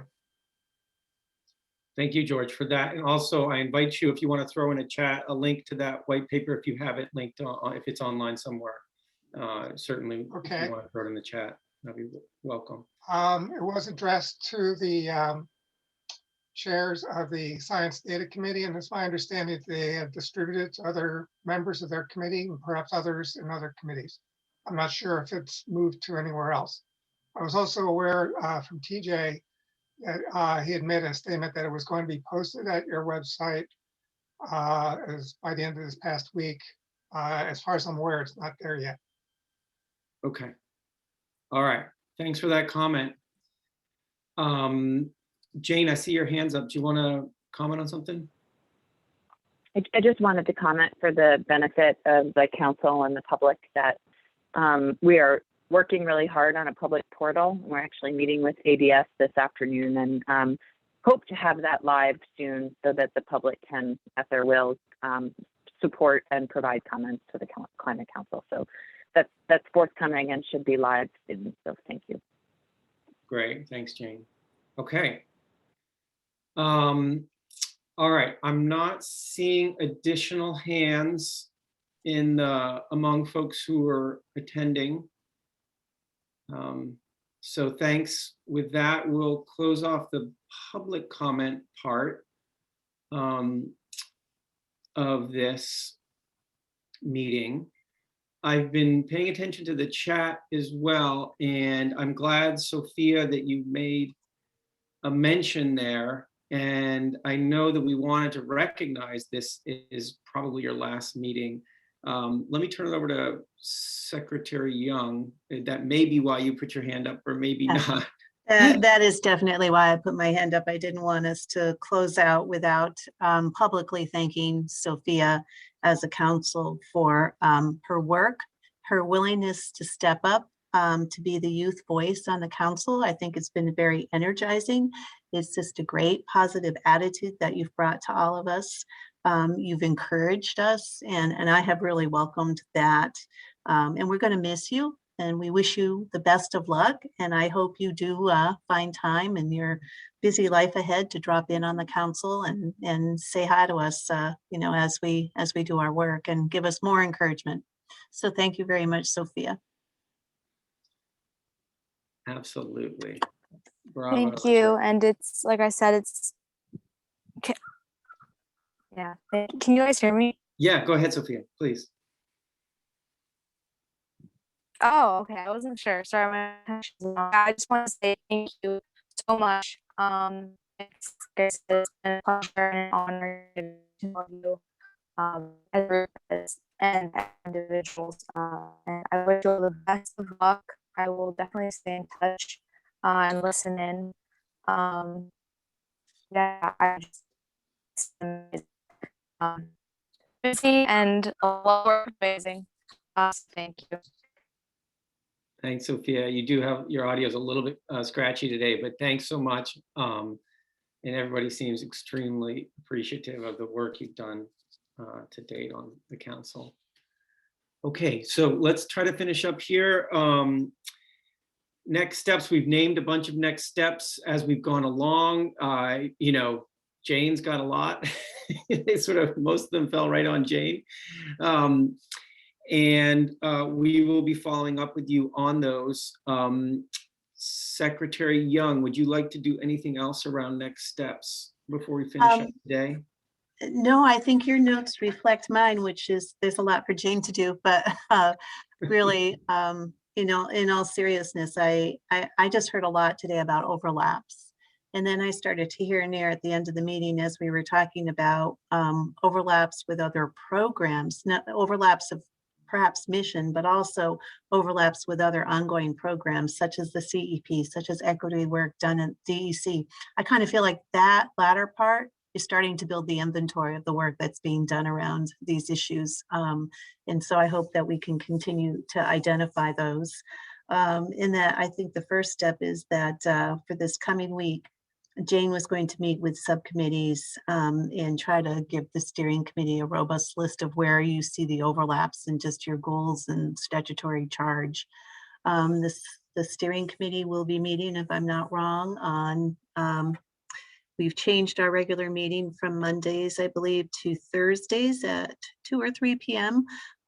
We met on the 18th, so we'll be meeting again on the 1st, where we can get some of that work done, and meeting again on the 15th before the next Climate Council meeting, which is on April 26th. So I think maybe part of our job at the first steering committee meeting is to prioritize some of the tasks that Jane is going to be working on, and help support her in getting those done in a timely fashion, but one that doesn't overwhelm her. So that's all I have to add, except to thank everybody for their time this morning. And I think, David, you're going to give us what you believe are the next steps in the first draft of the minutes, and we'll all have an opportunity, I think, to comment on that if we feel something's missing or something was added that we weren't certain about. Exactly right. So expect some minutes from us. They'll include next steps, their draft minutes. Please review and revise. Is there anything else folks want to say before we finish up here? Any last thing that's burning that you haven't had a chance to express yet?